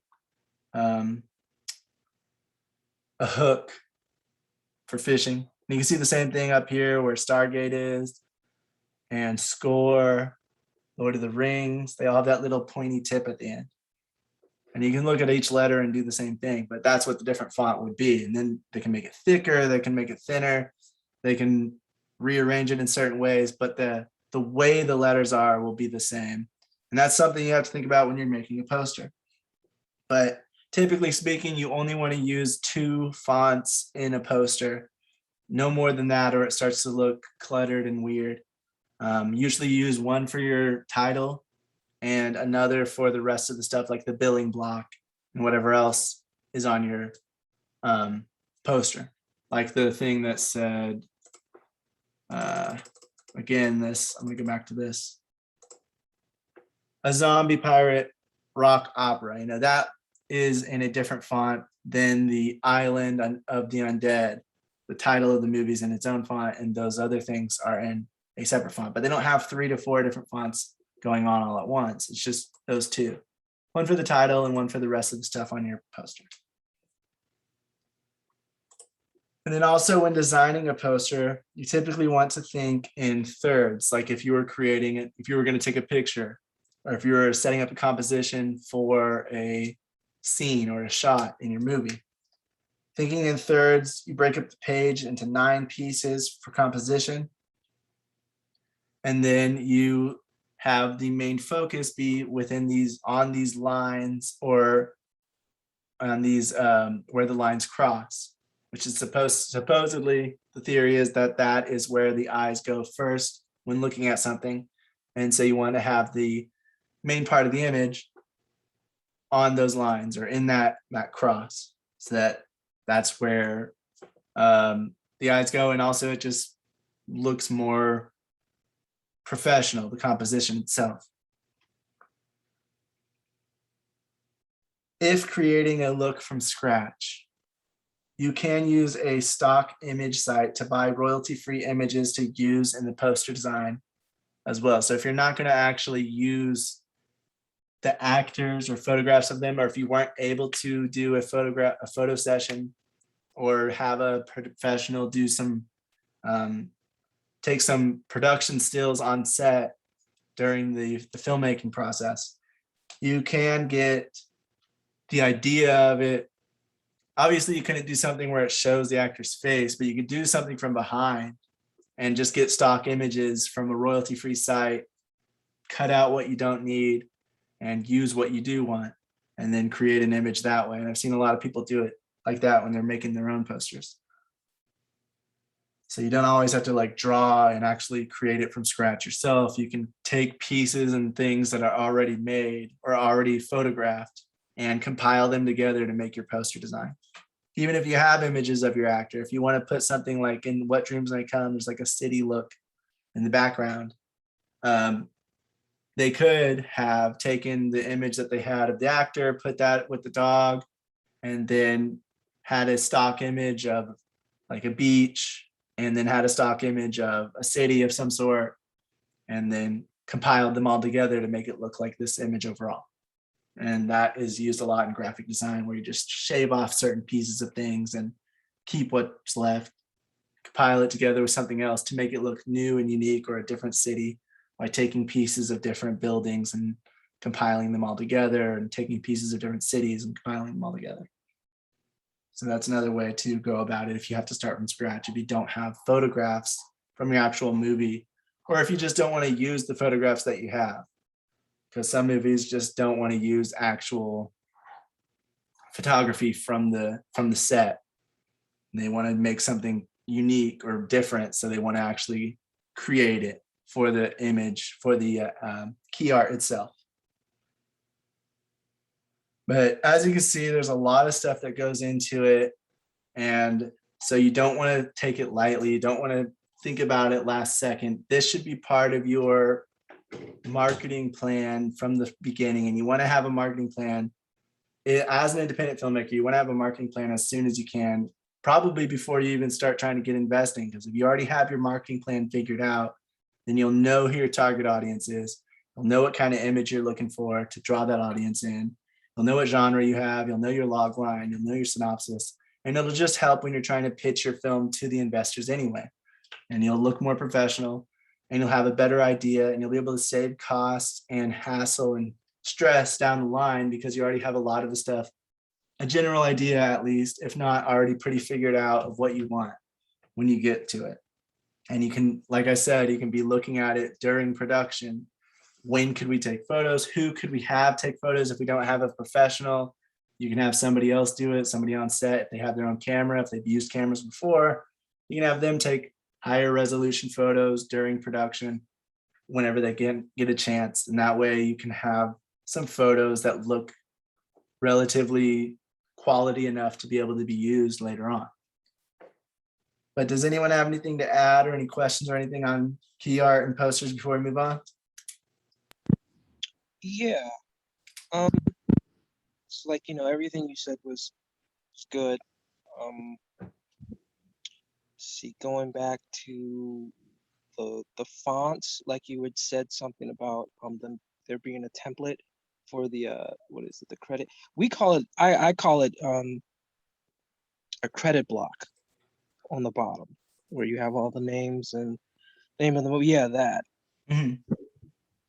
It's also called a credit block as well. So okay, cool. And they have those. It's at the bottom of movie posters, and then you'll see them in trailers at the end of trailers. So you were saying like I think there is a template where you can just type in all the information. There are no rules for what specific font, but I know that font you're looking at now is a font called Steel Tongues, or Steel Tongues, I think. TONG, Steel Tongues. Mm-hmm. That is like the go-to, should I say? The standard. Yeah, the standard. And then it is a font you can actually download it on your computer, and it does. So you have like directed by in tiny letters, and then in all capital letters. Bigger letters, it has like the normal, the name. But the Steel Tongues, it does that for you. It's literally like, that's literally like the like you said, the standard. But if you don't want that font, you don't have to use it. Then you have to go and find whatever program to generate that without having the actual, the font in your Yeah, I don't don't think you need that font to be like seen as more professional or whatever. I think it's just for probably more uniformity situation so that. It is also very clear to read. Yeah, Which it's could be another reason because there's so much information smushed together that you want it to be legible. because the letters are so like thin and long, you can fit a lot in there. Yeah. That's why they use it a lot. It's become like the thing. So because it's been used so much, it's become like a symbol of like so Priscilla, you just said, oh, you don't have to use it to be seen as like professional. You're right, but then if you do use it, people will kind We'll of take notice. Yeah, even if subconsciously. Yeah. like if you just it's part of like the typography type thing. So it's kind of like adding your slight hint of professionalism. Like certain people, if you do it and you don't use that font, people might look at it and just be, oh, you're not, this isn't it's just some cheesy, you know what I mean? Yeah. Or if you use it, Right. even You if never it's, really know what is going to make somebody think something is cheaper or not worth it as much, but using stuff that's against the standard is definitely a hit or miss for whether people think it's more or less professional, because the standard has been used in so many big budget films that it's just automatically, you subconsciously think that's the big budget way of doing it. Yeah. How So, There's also, I feel like if you do it wrong, right? Like if you do it in if you don't get the sizing wrong, or the sizing proportions right. oh yeah, if you're not going to do directed by a small, then it's not going to look anything like this. Sure. You want the stuff, you want the names to be the biggest thing because that's the people who did it. It's kind of like credits. You want to make sure that the names are the prominent thing. The company is the prominent thing, not, oh, we presenting this and in association with. That stuff's not as important as the actual company names. yeah, the still tongues automatically does that for you too. So like to pull up or to generate directed by or written by, it's a keystroke, and then you can fill in whoever's name in there in all caps, and then that's how you do it on the still tongue. Otherwise, if you're going to use another font, then you got to find the whatever program it is, or either you can do it yourself too, but it's just tedious and takes too long. Yeah. I gotta resize this. The ease of this one is probably why a lot of people use Oh, it I as well. remember that one when I was learning how to use Excel, and you had to like go in and manually change the sizing of everything. It was such a headache. Yeah, but however, recently, in like I'd say these past couple of years, it's kind of hard. It's hard to try to keep up with the industry, the movie industry, because it's constantly changing. Right. So like recently, like they've kind of like if you look at like Jordan Peele's movie, his I think he does it on purpose, or maybe it's like a stylistic choice, but he'll pick like the most weird, you know what I'm saying, the most unappeasing font he could find, and he'll use it in this movie. And It does look very indie. Yeah. it's like this, like everything else is good, like the cinematography and the sound is all great, but then the font is like something like an amateur did it. You're like, oh, but I think he's doing that like on purpose, like Yeah, to get that indie feel. I'm not gonna say indie feel. I'm just like an amateur. And not even, it's just weird. Like if you go watch the movie Nope, and then you'll understand what I'm talking about. Like he does it in all his movies where he'll like randomly put subliminal messages and text in his movie, but like the font is like So not so subliminal. not a fancy. It's not a theatrical font. It's more like just something he did on himself, like on his laptop. Just, I mean, who knows? That might be his personal touch. that's what I'm saying. Like I think he's doing it on purpose. Like this is artistic style. Like he's trying to Stand out. not even stand out, just like go against these norms that we've created in the film industry that make it so. Like I had one client one time on an editing gig, and she was complaining about the credits I was doing. She was like, oh, and the stuff you're going over now is kind of similar to ending credits and movies and stuff like that. Mm-hmm. If you know all the movies and ending credits, the text are like super small, especially if you're watching it at home on a smaller TV. Like you can't see anything. Or you could, because it's so big, you could see Or it it. just scrolls by so fast because they know nobody cares. Yeah, she was complaining. She was like, "Oh, I can't see it." I was trying to tell her. I was like, "What I'm doing is like go watch any movie. You can't read any of the names. You know what I'm saying?" But I said, well, when you see it on the theater, when you get the theater, I said you're gonna see it then. And she was complaining. I was just explaining to Also, her because like, it's an indie film, so she wants to make sure that everyone can read the. it's just she's not film savvy. You know what I'm saying? She wasn't hip to all this the stuff we're going over now. Like she doesn't know.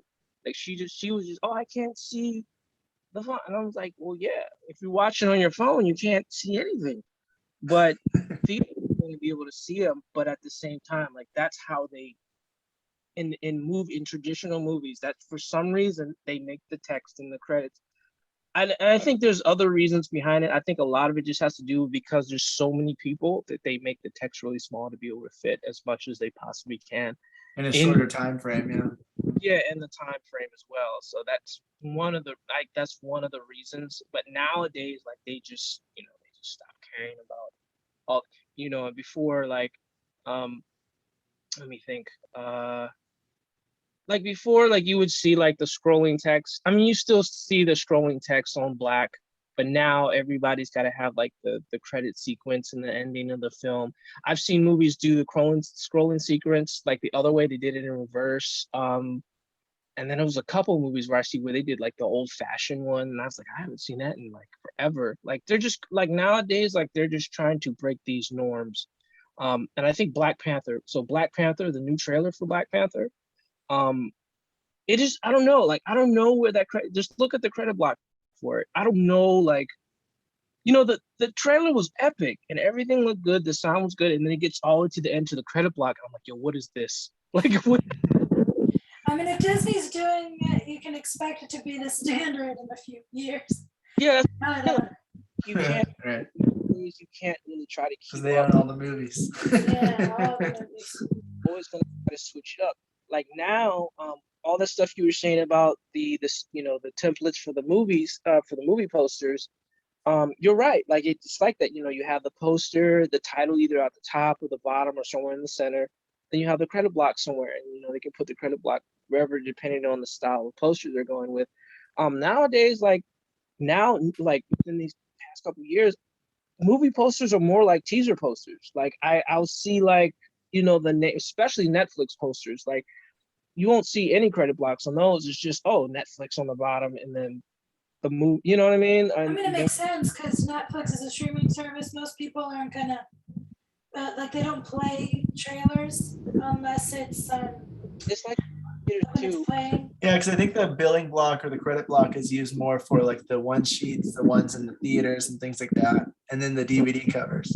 Even now, like I'll go to like when I go to the theaters now, like before going to the theaters, like back in the day, it was you'll see a teaser poster, and this was like months before the trailer was even released, and then you'll see the trailer, and then you'll see the movie poster, and then the movie was going to be in theaters.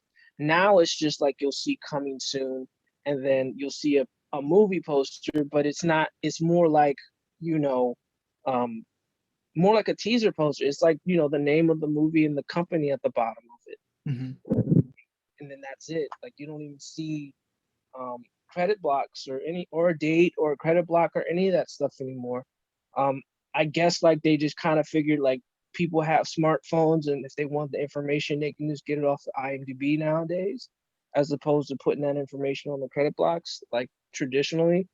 Or they want to make it look more clean too, because that's another thing. Everyone's going for that clean look. Simple and clean, yeah, that could be.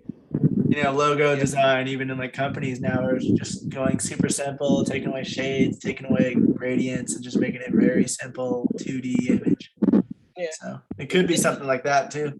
The point I'm trying to make is that, and I hate to sound the cliche, but there is really no right or wrong way. But trying to keep up with Hollywood is gonna be like just keep doing your own thing because Hollywood is forever changing. Like so, my trailer for Kill Mary has the green screen, the trailer, we call it the the green screen it's either green. I think green is for movie trailers, and then blue is for DVD trailers, and then red is for like rated R and a whole bunch of other stuff. The intro to that, I have that in my trailer for Kill Mary. What is it? This film is not the following preview has not been or has been approved for the appropriate audience by the Motion Pictures Associations of America and stuff like that. So that is a basic font too. The green screen on your trailer, that is also a font that you can get on your computer. And they changed it because I did all the research trying to find the font so that I can make my own green without having just to like take something off of, you know what I mean? And they've already changed it like a couple different times. Because they changed it one time and I was like, okay, what is that font? And it took a while for me to get that, to find that font. Then when I find it, they change it again. And then they add a whole bunch of other stuff, which I can't get access to. It's like, oh gosh. So, just the industry is forever changing. So it's a hard thing to try to keep up with it. Just go ahead and do what you do and just, make your poster. I would say there's definitely a balance. I feel like there are some things where, like you said with the font, where it's something that people are used to and shows a little more professionalism or helps you understand the genre or whatever it may be. But that doesn't mean you can't be creative and do your own thing, because we also hear about successful movies changing the standard all the time. Well, that's where I'm getting at. I'm like, the movie industry is constantly changing. So trying to keep up with these standards that I've just mentioned, it's hard now because there's always somebody that's changed. I feel like this new generation isn't really sticking to that, or either they just don't know about it altogether. Because nowadays anybody can make a movie. So like, Right. It's kind of what's happening. You got all these people that aren't in that club of people that know the standards and the norms and stuff. So it's just kind of like this, people just getting out, it's just phasing out. So it's kind of pointless to try to, nowadays when I do see movie posters with credit blocks, I kind of feel like, I feel different now. You know what I'm saying? I don't get this, like I had mentioned, like some people may see a poster and not see weird fonts as a credit block and think, oh, this isn't professional. Now I see a credit block and I'm thinking, I don't know what what I'm saying? Like, I don't know what to think anymore because it's kind of becoming outdated now to have the traditional, stuff that you see. Now, when you see the traditional stuff, you're thinking, oh, like my green screen, in Kill Mary, the green screen I had in in my trailer in Kill Mary, it's like, I'd say one or two editions behind. So like somebody might look at it and think, oh, this movie was released a couple years ago, just based off of that. You know what I mean? Mm-hmm. You could look at a rating, a green screen rating, or what do you call it? The rating screen on a trailer, and you can kind of tell like when that trailer was released just based off of like how it, like you could tell like the older ones from the 70s. Yeah, the 2000s movies definitely feel like 2000s movies. The 70s and 80s movies definitely feel like 70s and 80s movies. Yeah. But yeah, I don't know. I feel like you're right in the sense of the newer generation like becomes more independent and is able to make their own stuff, the more these norms will be broken. But also because right now the majority of successful projects are owned by a select few companies, there still is that stuck norm, so to speak, because of that. Yeah, I think it definitely depends. Like, I think it's good to like try to find the standards and then just go against them or go with them based on what you find. And if you can't find it, then maybe there isn't a standard there, or maybe it's just not available to you. So that could also be something you just decide, okay, well, I can't find it, then I'm just gonna do what I want with it. But at least trying to find the standard so you can see if you want to go with it or not is something I would recommend any I feel like independent filmmaker do. it also depends on like balance, because if you're not doing the standard because you're not actually looking into it and you're just like, oh, I'll just do it whatever way, and not trying to see what is the most professional way or how are most people doing it, and then be consciously making the decision to be a little different. There's a difference between doing that and just blatant unprofessionalism or not knowing, or even being, might I say, lazy, for lack of a better word. Of just, oh, I'll just do it however, and it'll be good. Because that also happens too, where people don't put as much effort into making it look as professional as possible, making it Or just researching how other films have done it exactly. and what they're looking like.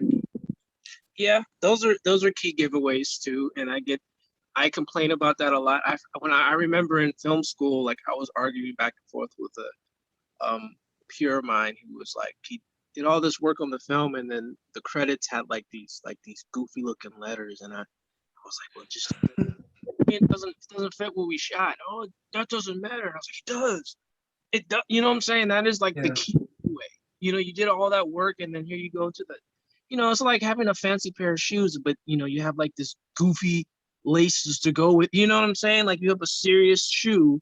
You're wearing Jordans with macaroni shoelaces. You know? Yeah. Or you got a And really it just nice makes the pair of whole shoe shoes. fall apart. Or you got a really nice pair of shoes that's all dirty and never cleaned.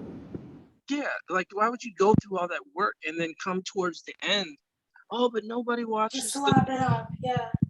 I mean, it's not even about people sitting down and I mean, some people do sit down and actually go through the credits and read them, but Especially when it's an indie film. When it's an indie product,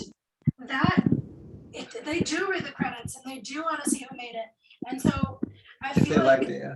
yeah, so I feel like that would make it stand out even more if they like your project, but they see, oh, they were really sloppy towards the end and just made the credits however because they didn't expect anyone to read that.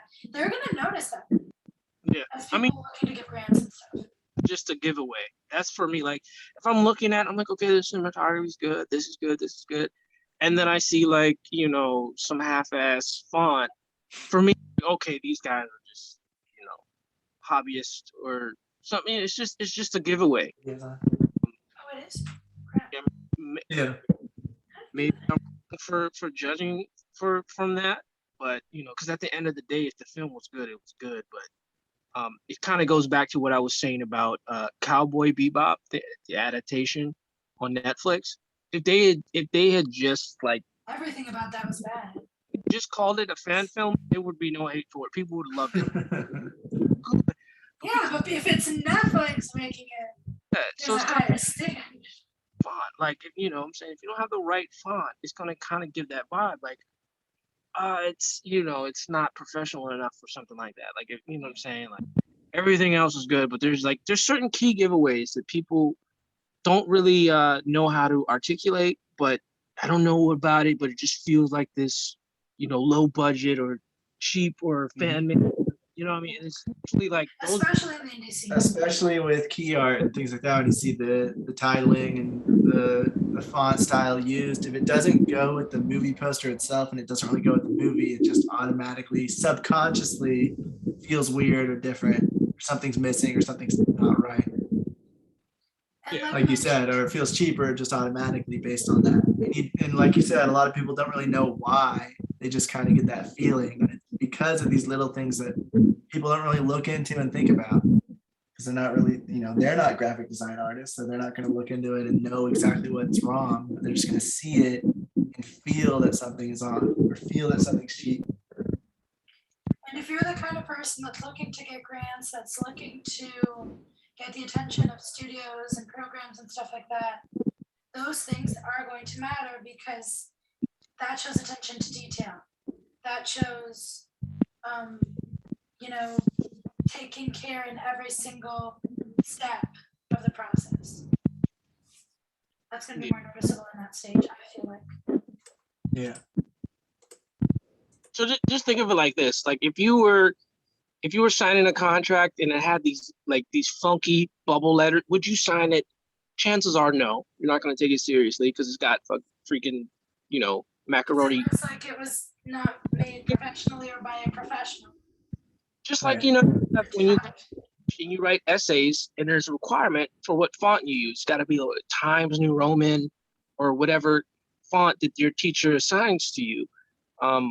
There's a reason behind that. You know what I'm saying? It's just, Yep. so typography does matter. Fonts do matter in this type of environment that we create. Yeah, agreed. All right, moving on from that, we're talking about behind the scenes photos and videos. So this stuff comes from Tommy Reynolds, letter A in the syllabus.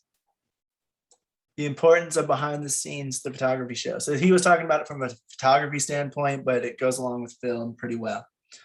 He goes into detail about how behind the scenes is good for photographers, but many of his points, like I said, can also be used for filmmakers as well.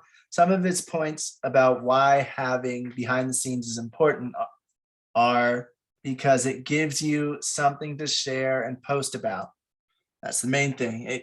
While you are creating the thing, or before you start creating it, you can share what you're creating with your intended audience. Or hopefully you have some, you're creating an audience, you're building a fan base for your work by showing some of the stuff that you're doing to create it. We are working on this thing. This is what we're doing. This is how we're doing it, that kind of stuff. It can be more engaging and interesting to people to see how you achieved a shot or a clip instead of just showing the clip or the shot itself. A lot of people like to see it, and then the next question they say, if they like it, is how did you do that? How was that made? How did they get this shot? How did you do this stunt? So showing those behind the scenes can be more engaging and get people to actually look into it a lot more and get people excited for the project than just showing the final clip itself. You can also build an audience throughout the process and have a chance to reach fans and supporters while you're in the process of making it. Instead of trying to get everybody to come be interested in it at the end, you can start building a fan base during the process. So they are watching you, following along with what you're doing as you go, and be more invested in it. It can also be good to show mistakes and humanizing you, giving others something to relate to and resonate with, especially other filmmakers and things like that are interested in seeing how you did something, or how many days did you guys have to do production, and you failed on this day. Those kinds of stories are interesting to people to see, like that it wasn't just a perfect, easy thing to be done. It was a lot of work that went into it and a lot of problems that had to be overcome during the process. So you were working really hard on it, and it's something it just makes that thing seem like it's worth more. Worth supporting. Or worth supporting, or just worth more than what it was before. If you know that it was a lot of work that went into this thing. You see a painting, I think one of the I can't hear anything from you. Can you hear me? No, Oh, is our internet down? I don't know. Can anyone hear me? Can you guys hear me? Can you guys hear us?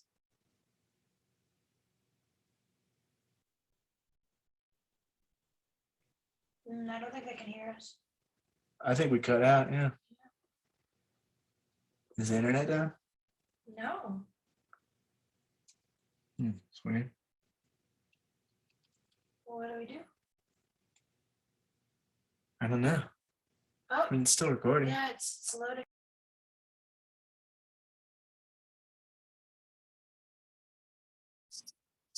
There we go. All right, it's back. Can you guys hear us now? Yeah. Oh, that was weird. Yeah, just disconnect. Hopefully that doesn't happen again. That's gonna be annoying. Right. All right.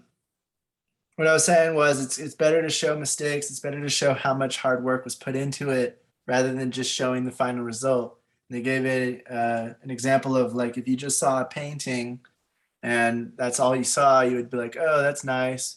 But if you saw the story of how long it took to make each part of that painting and where they got the inspiration from, and they did research in this place to get the design elements or the design ideas for how to do the painting, you start to see that it was a lot more work than just somebody taking a brush and doing some brush strokes against a canvas. It was research, and it was different colors thought of and different things different reasonings for different things of why this image came to be, how it came to be, and how they did it. And it makes it worth more because you see how much hard work was put into it, and it makes it more of a story and more inspiring because it shows all of the things that happened to get it to be the final image that it is that you see.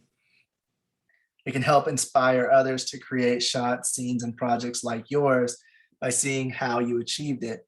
A lot of people will get inspired by the larger movies and how they did things and be able to achieve similar results by replicating how they did it, in different ways, hopefully not exactly the same, but seeing, oh, wow, I didn't even know that was possible, but now I see how it can be by using these pulleys and this green screen and this thing and that to make this otherwise unseen part of the movie industry,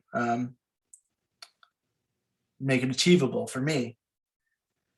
So especially with independent filmmakers, other independent filmmakers that see your work will start to get interested and see that they can achieve something similar. And, oh, wow, you guys did that on that budget and you still achieved these shots this way by doing all of this different work and these techniques that you did. So seeing all that behind the scenes stuff really helps to show to other people who are interested in creating that they can do it too, or that they can achieve something similar by doing what you did.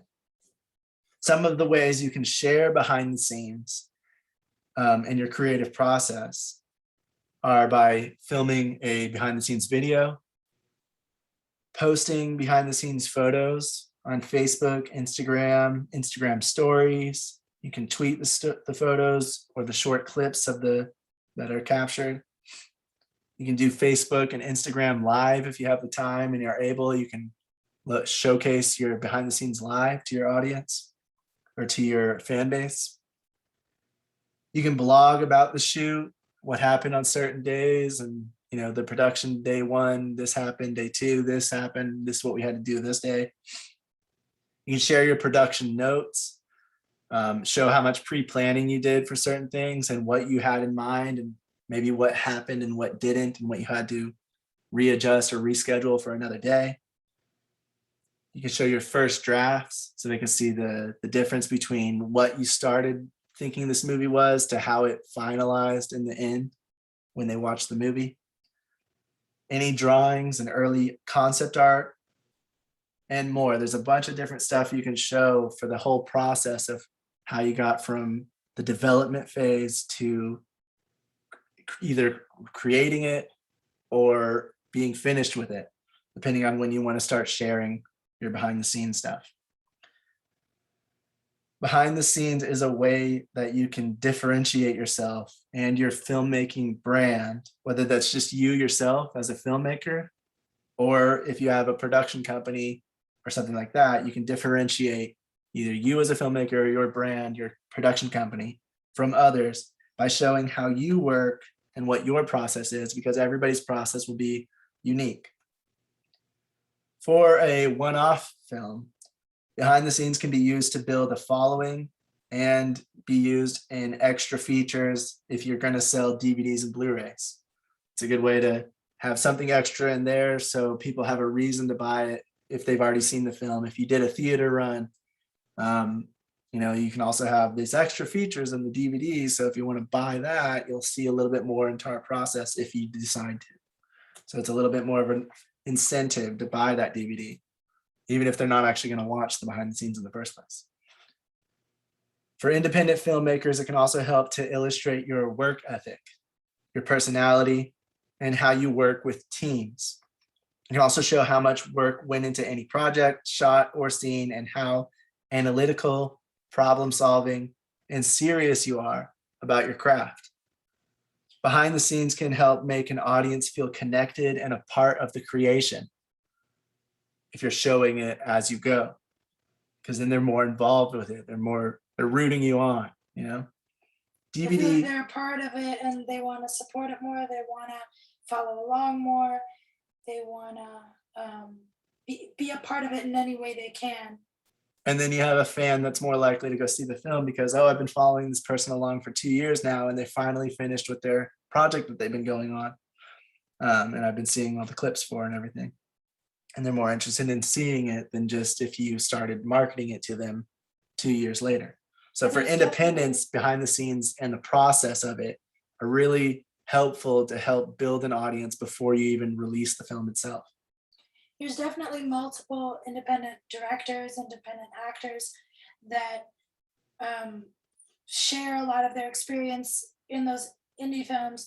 So when they get a bigger project, because I've been following along and they're sharing it, even if I know very little about the movie or it's not even a genre I would typically watch or a movie I'd normally be interested, I still want to support that artist, that director, and I still try to see it because of it.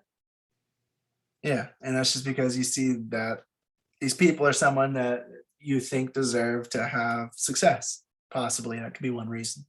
Or it could just be, you like how they work, you think they're cool people and you want to see what they did and what they accomplished. Or you're just curious about, oh, all that work, what did they make with that? What was all this work towards? Let me see. And then checking it out. For the DVD behind the scenes, it can help for the interested viewers if they do have questions about how certain shots were made and they do want to replicate some things. It helps them to see how it's done. So a video of behind the scenes, they usually try to include like some of the main parts that were a little bit different, like in what's it called, The Matrix.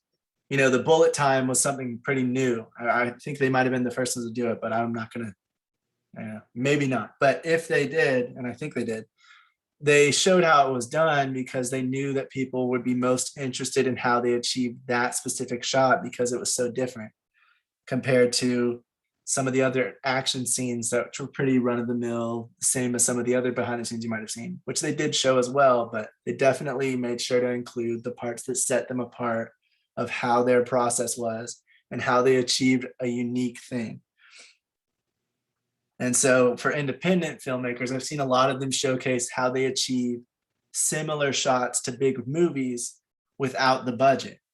And so they can show like, look, I made this shot, it looks really well done, and I did it on a shoestring budget, and this is how I did it. And that can interest a lot of people because they want to be able to make stuff too. Like Brian was saying earlier, everybody wants to be a filmmaker, and everybody can now because cameras are getting cheaper and easier to acquire. And so it's becoming less of a gated community, and now it's more of like everybody can do it. They just have to be able to do it. They just need to know the They craft have the before they do it. resources for But it. they have the resources, yeah. Yeah. Behind the scenes can be a great marketing tool before, during, and after finishing a film.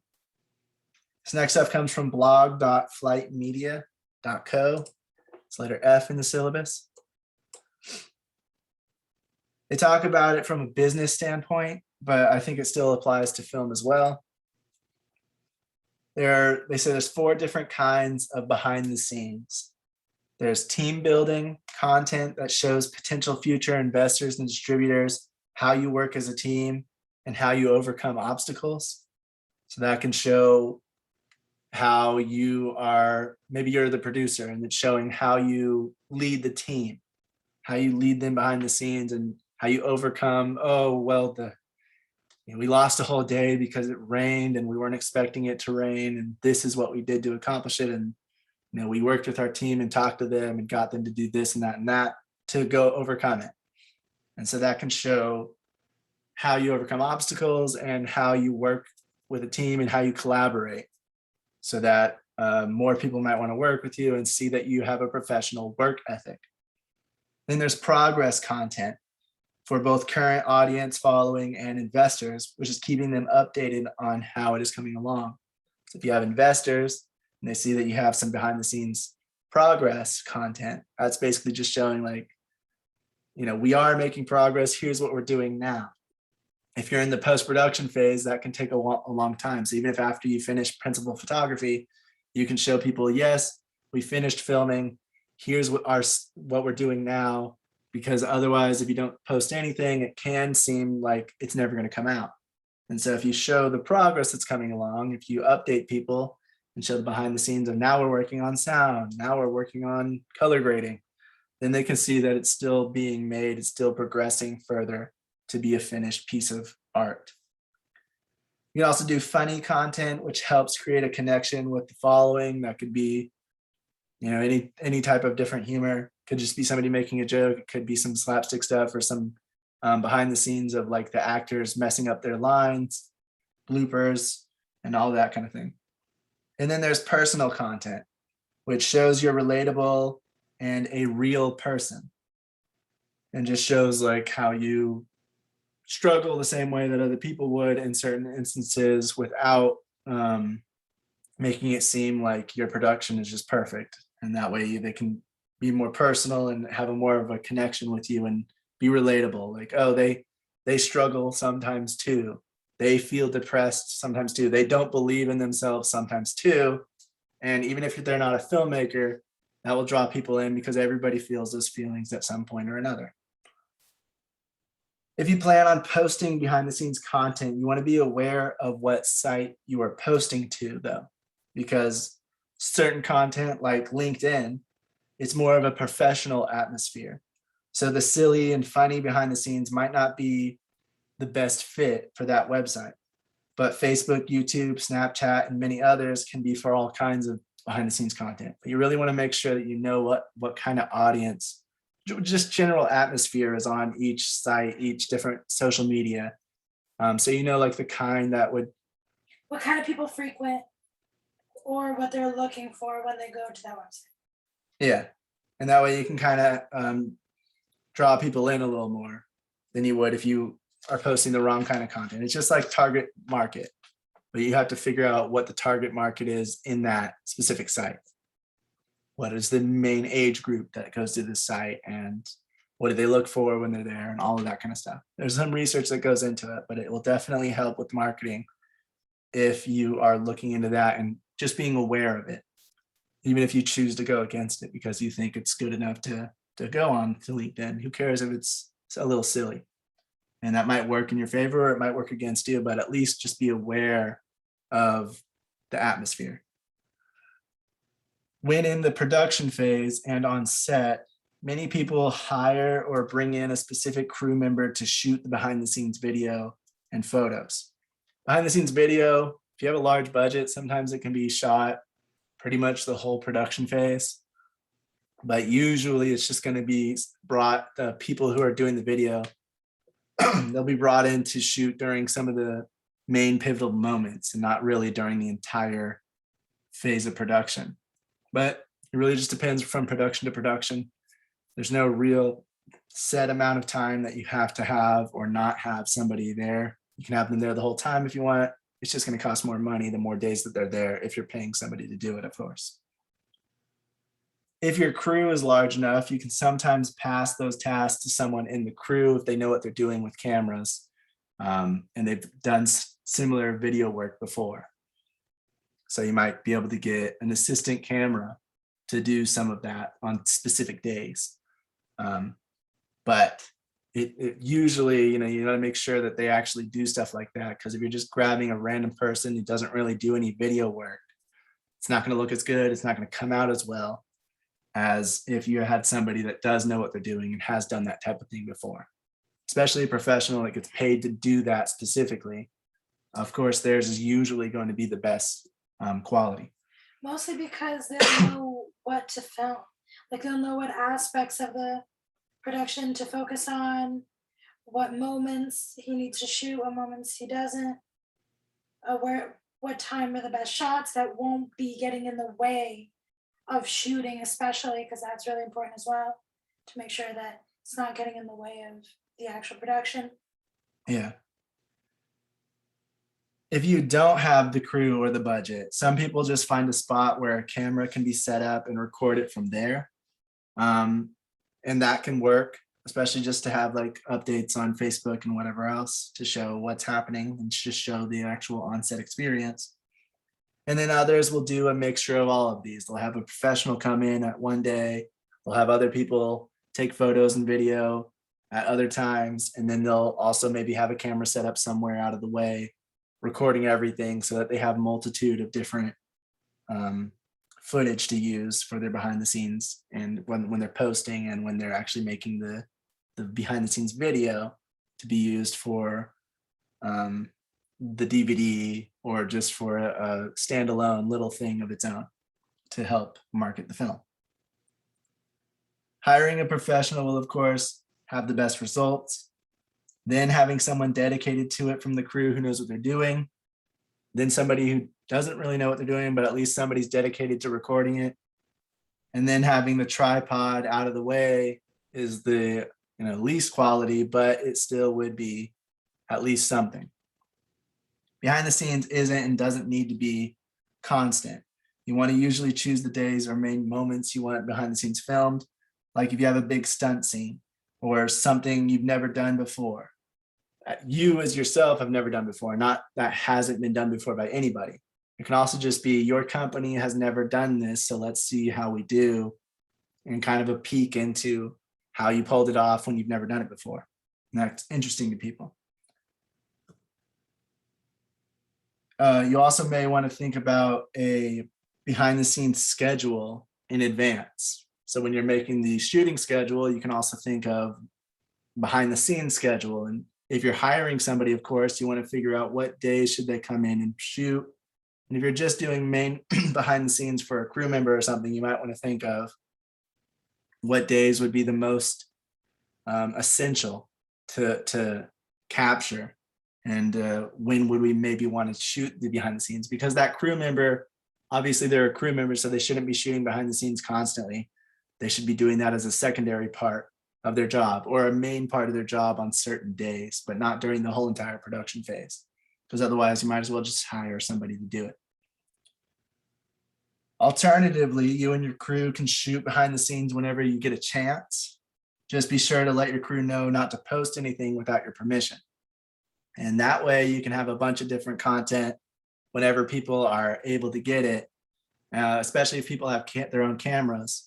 And some phones are pretty good, but for professional stills, you really want an actual photographic camera, photography camera to get the high resolution that we were talking about, because these will be used for marketing. They'll be used in like the interviews and stuff like that you have later on or during production, where you have somebody writing a blog about it. They use those kinds of photos to show what the film is or what's happening on set.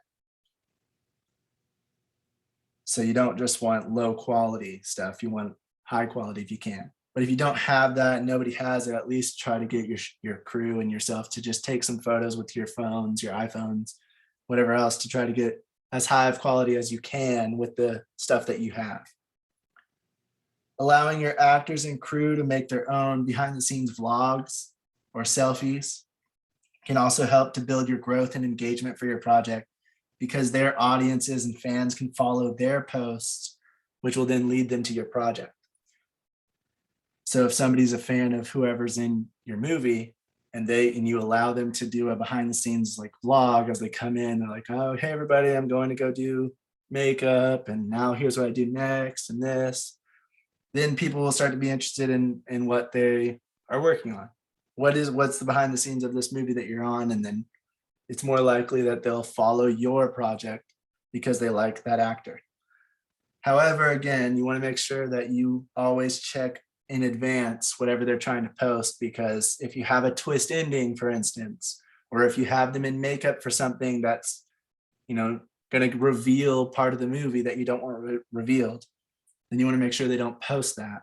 If they're bloody and bruised, and because that's a part of a certain scene, you want to make sure that they don't show that day or that makeup, because that'll give away that they were beaten up. So always check beforehand. Make sure you put that in your contracts with your crew and your actors to make sure that they don't post anything without your permission. Regardless of how you acquire the behind the scenes during production, the person or people shooting the behind the scenes should stay out of the way, like Priscilla was saying, like they're invisible, and be quiet so they don't disturb the rest of the shoot or setup. Some behind the scenes is shot during actual takes so that they can get the in-scene moment that they feel is the most important. So make sure there's no flash, make sure there's no sound and all of that, like, because it needs to be quiet and out of the way. And then during setup and all of that, they just need to be out of the way enough to where they're not going to be standing in the way of where the camera guy is trying to move, or where the gaffer is trying to move the light around, or any of that kind of thing. They need to be out of the way enough and basically invisible so that nobody is getting blocked by them being in the way. Behind the scenes typically doesn't need to be perfect. Its main function is to illustrate you, your team, your brand, or your company, and how you got your shots for your film. Does anybody have anything to add or any questions on that? No, I think I covered it. She pointed at me.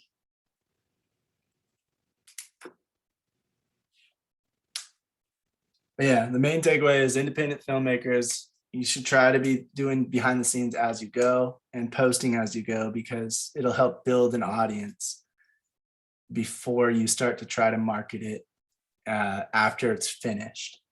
And building an audience is one of the most important things you can do, because marketing, you're not going to have the budget to do what big budget films do. So you're going to market it in a different way. And one of those ways is showing the process as you go. Behind the scenes is a lot like, almost like documentary style. If you're like good at it or professional at it.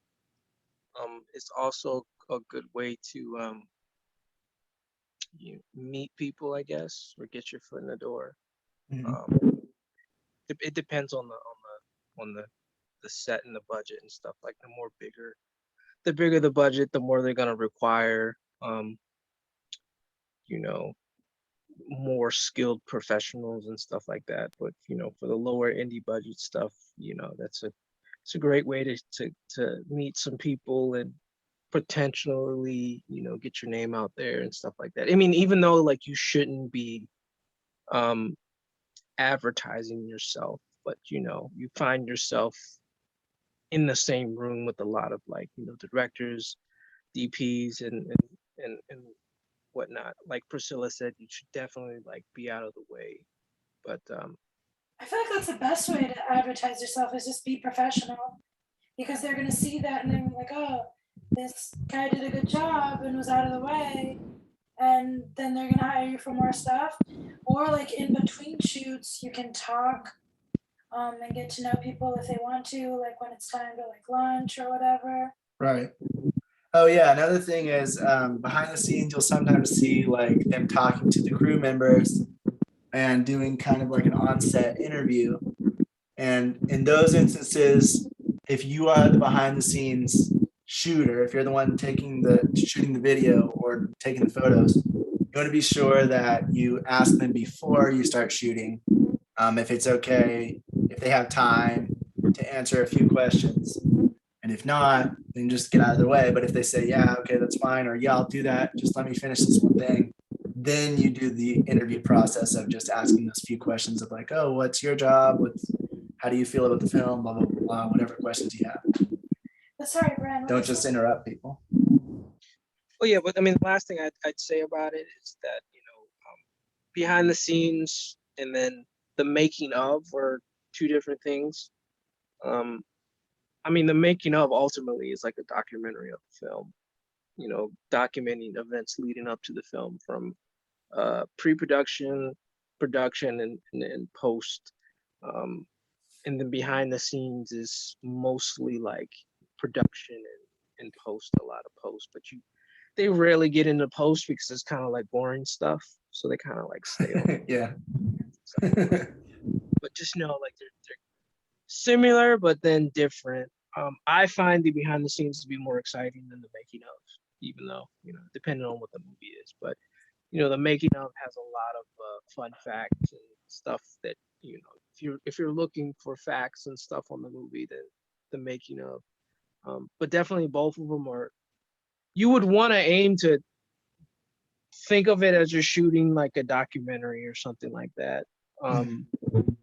Because, I see a lot of behind the scenes, they're just there pointing and stuff. But if you actually are there and paying attention and trying to get like, because some people would think, oh, I'm just here to get, them filming the movie. When they say action, it's not, it's more than that. You want to get like other stuff, the drama if you can, on set if you can, some interviews if you can. Some of the It's more, relationship aspects between the crew members. yeah, exactly. But with the temperature is, get somebody saying, oh, it's cold out, or it's hot out, or, because we don't know. So just Right. think like a documentary. It's like a mini documentary. Yeah, I like that. And then, of course, the making of is basically, like you said, like the documentary. And the making of is usually released with the DVD or with just like as a side thing to the film after it's completed, but it's recorded and filmed during the whole process and then compiled together with the best pieces like a documentary, and then compiled together as the making of. And the behind the scenes is just anything photo, video that is happening behind the scenes during, before, after, or during the actual takes and shots and stuff like that. The next thing we're talking about is production stills, and production stills are a form of behind the scenes, but they are usually a higher quality and used in news articles, websites, blogs, and more. When discussing the film in any media, they usually use those kinds of images. They are high resolution, usually, hopefully, high resolution photos of behind the scenes and in-camera action. So it might be taken during the actual scene, like I was saying, where they're taking the photo whenever they're firing a weapon or an explosion happens or a pivotal moment, or just something that looks cool. And they're taking the photo in a different camera than the one that's actually shooting the film. That way they can do their own depth of field and they can do their own composition. And then there's also just the ones that are the actual behind the scenes of the person either looking into the camera or talking to each other, or the kind of the process of the behind the scenes making of. For quality, the stills are often taken by a stills photographer and are not green screen grabs from the film's footage itself. Production stills can also be taken on or off set during production. The photos can be candid or posed.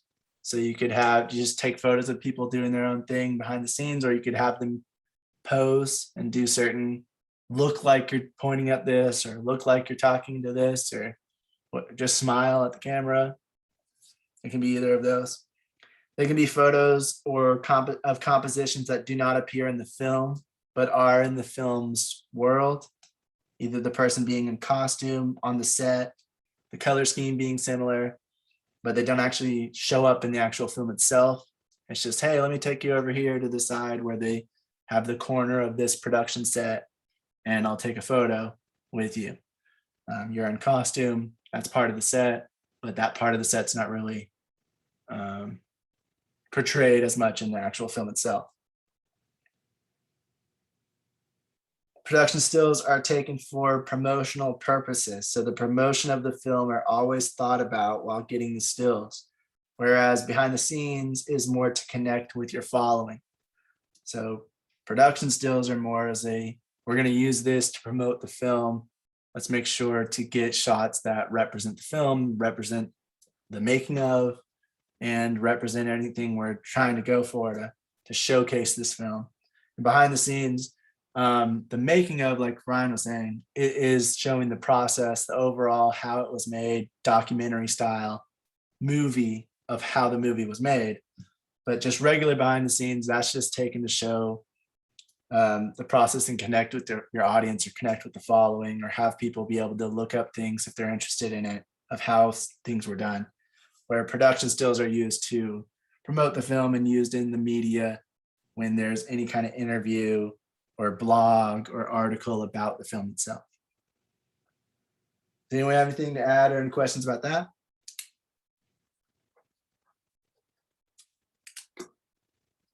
And oftentimes, if you are hiring somebody, you can hire them to do production stills and some of the behind the scenes stuff. And So it doesn't have to be two different people doing that. You can hire one person to. You just have to make sure that whoever's doing the production stills are able to capture professional looking shots, whether they're candid or posed, or both, hopefully both. That way, whatever they're shooting is going to come out and look really good and make your movie look better quality just from the behind the scenes or from the production stills itself.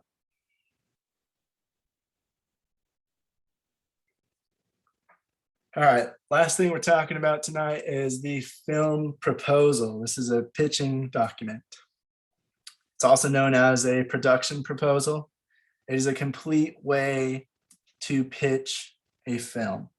This stuff comes from masterclass.com, letter C in the syllabus.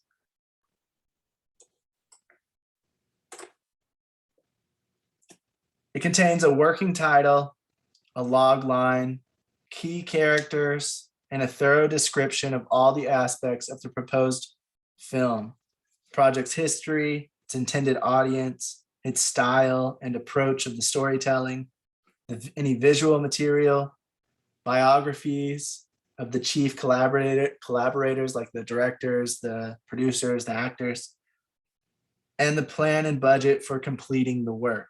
What is the plan? How are we going to get this? How much money do we need to get this? It's a breakdown of all the different acts and how it is as a whole. So in Act 1, this is what happens. In Act 2, this is what happens. In Act 3, this is what happens. And as a whole, this is what happens. This is why this exists. Proposals can be anywhere from 2 to 60 pages. Be a very large document. It really depends on the production and the people you're pitching it to. They'll sometimes request a certain amount of information or a certain amount of pages be handed to them so they can look at it if they're interested in talking with you further about creating this film or distributing it. Funders will often dictate the length. So whoever your investors you're trying to get or the studio you're trying to get to make it, they'll often dictate like how large the document is so that you don't bring them a 60-page document if all they want is 2, or you don't bring them a 2 if what they want is 60. It depends a lot on individual aspects as well, how professional and how much experience you and your crew have, what you're trying to do, what kind of film you're doing, if it's very different and against the norm, or if it's pretty standard, what the intended budget is. And if it's a much larger budget, they usually want more details because they want to figure out why you need this much money. And if it's a cheaper, less expensive film, then they typically want a smaller thing so they can see if it's even worth their time to look into it. But that isn't always the case. And again, it's going to depend on the individual investors, and the individual productions and all of that will make a difference in how long this thing would be and how much information is required. When creating the proposal, you want to write in the present tense with an active voice.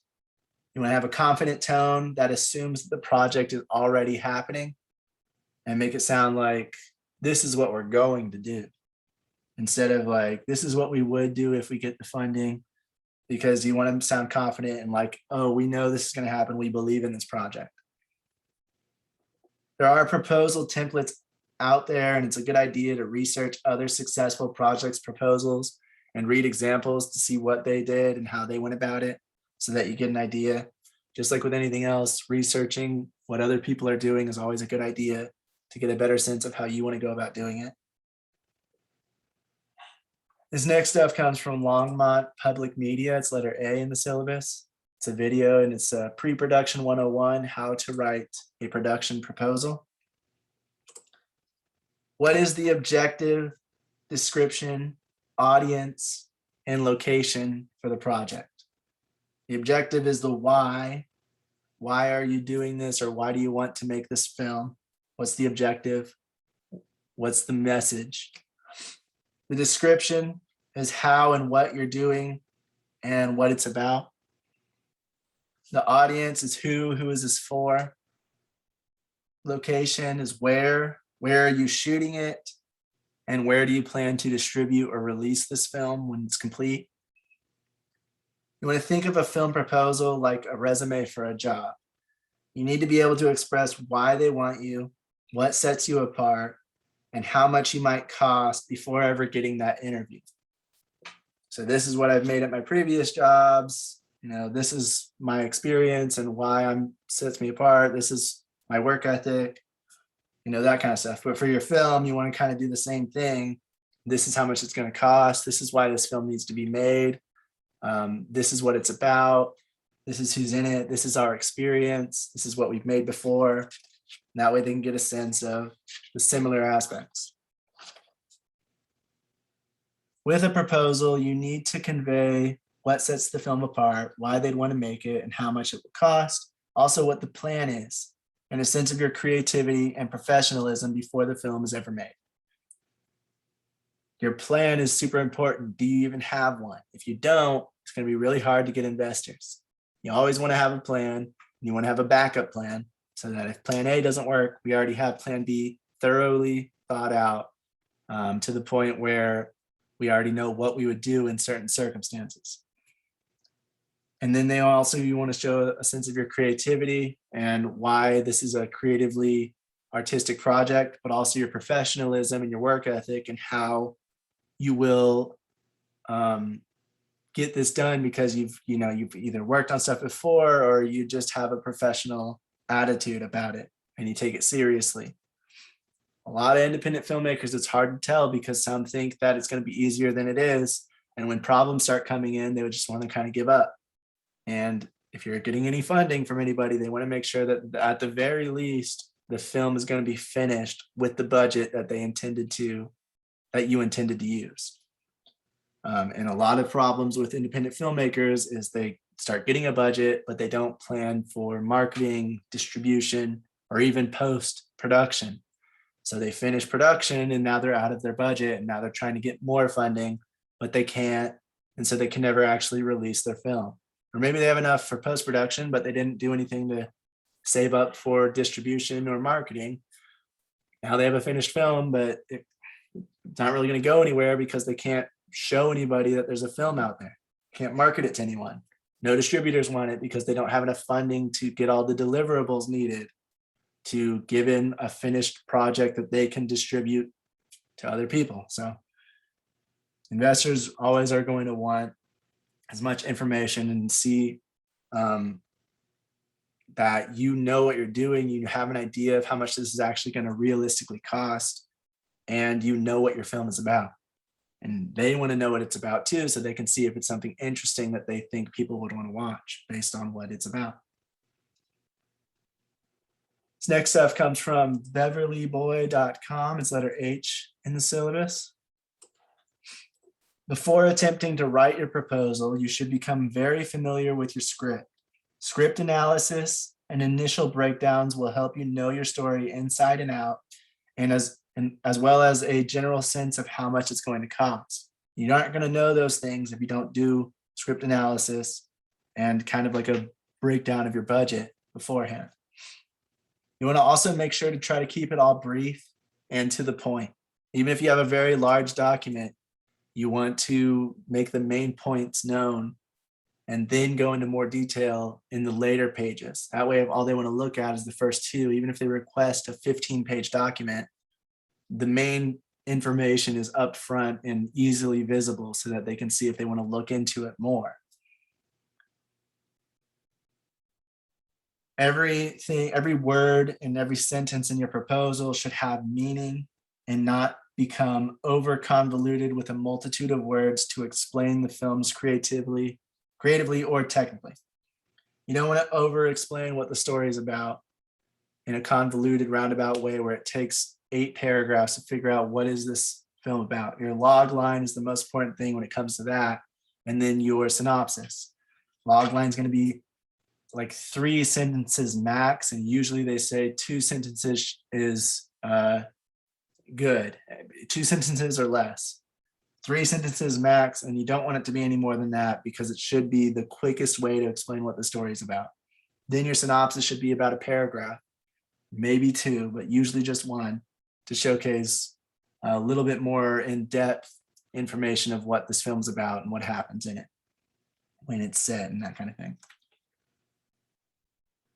And then technically, you also don't want to over explain any of like the budget. You want to just tell them what is needed. And so, and you know, why can be in there, but it doesn't need to be. We need $10,000 for this aspect because when instead just be like, we need $10,000 for this person and that person, or this thing and that thing. And that's it. And if they have more questions, they can ask you about it, but you don't want to over convolute it and make it more wordy than it needs to be. It's all about being brief and being to the point. You always want to check for grammatical errors. Make sure there's no grammatical errors, no misspellings. There's no commas where a period should be. There's no capitalized letters where there shouldn't be, or not capitalized letters where there should be. Make sure it looks good. It looks like you're doing a research paper for a school. You want to get a good grade. You want to make sure that these investors take it professionally and seriously and see that you have too by doing a quick spell check, grammatical check, and just reading over everything a few times to make sure you have it all right. You also don't be afraid to include visuals with the proposal. Film's a visual medium, so including pictures of the actors, the crew, some of the ideas of the concept art, if you have it, poster, if you have it, whatever you have, you might want to show it just to showcase kind of what you're going for. You also want to target the investor when writing the proposal. If you know who you're trying to get to invest in it, certain sections and things within a proposal may be wanted or needed by one investor, but not by another. Or a studio might require certain things or might look more into certain parts of the proposal and others wouldn't. So you want to make sure you know who you are proposing this to so that you know kind of how to write it to get them interested in it. Just like you would if you were trying to market the film to a target audience, you also want to market it to your target investor. If the investor or the financier has an outline that they want the proposal in, be sure to follow it and make sure that you do the outline. You don't include anything extra unless you think it's absolutely necessary, and you don't leave anything out that they have requested, because a lot of the bigger companies and like the studios and stuff and investors that have been doing it for a while know what they want to look at and know what they want. So sometimes they'll have a general outline of, this is how we want your proposal. This is how many pages we want. And you want to follow that to the letter and make sure that it's exactly the same as what they've asked and requested for, so that they can see that you read and pay attention. But yeah, this is just it's going to be a document that's filled with all of the stuff about your film, and it is to showcase it to investors or to distributors after you're done filming it, to try to get them interested in buying it or investing in it. So you really want to set yourself apart. You really want to make it seem professional and have a plan and know what you're talking about, know what you're doing, so that they have more confidence in you and more trust in your ability to do the business side of things with this film instead of just the creative side. Because a lot of people can try to do the creative side, and some people are really good at it. But you also have to have a business side when you're an independent filmmaker, especially. So you need to know what you're doing and know how to put these kind of things together. And that's why I would say, start with some templates, look up some real actual proposals that have been done from different films for different genres. If you have a certain genre, make sure you're looking into films that have that same genre and check those proposals and how they did it and see what kind of information they included. If the investor or the studio that you're trying to pitch it to does not have any kind of outline or any recommendations for how to make it, then just look at similar films in your genre. And if you know what studio or investor you're going to, see what the proposals were that the films that were previously pitched to them that they accepted and made, what those look like if they're out there.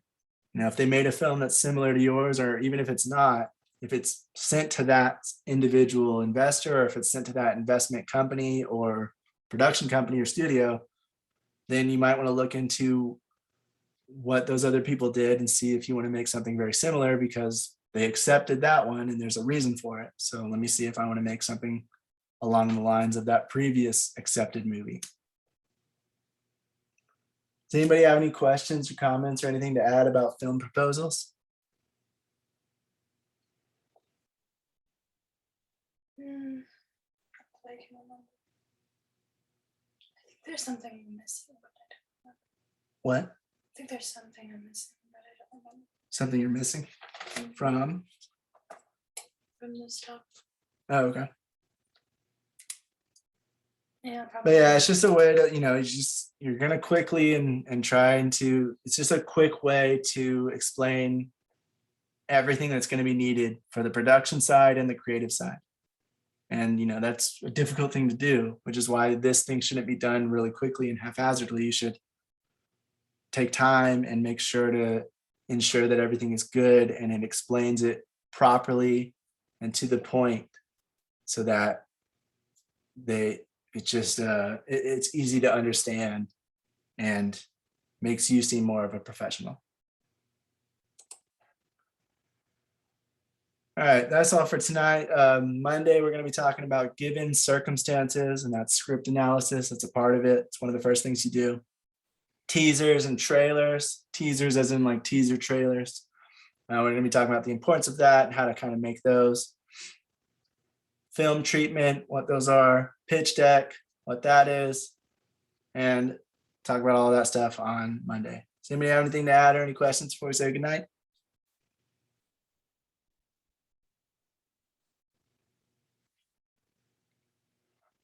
All right, guys, thanks for coming.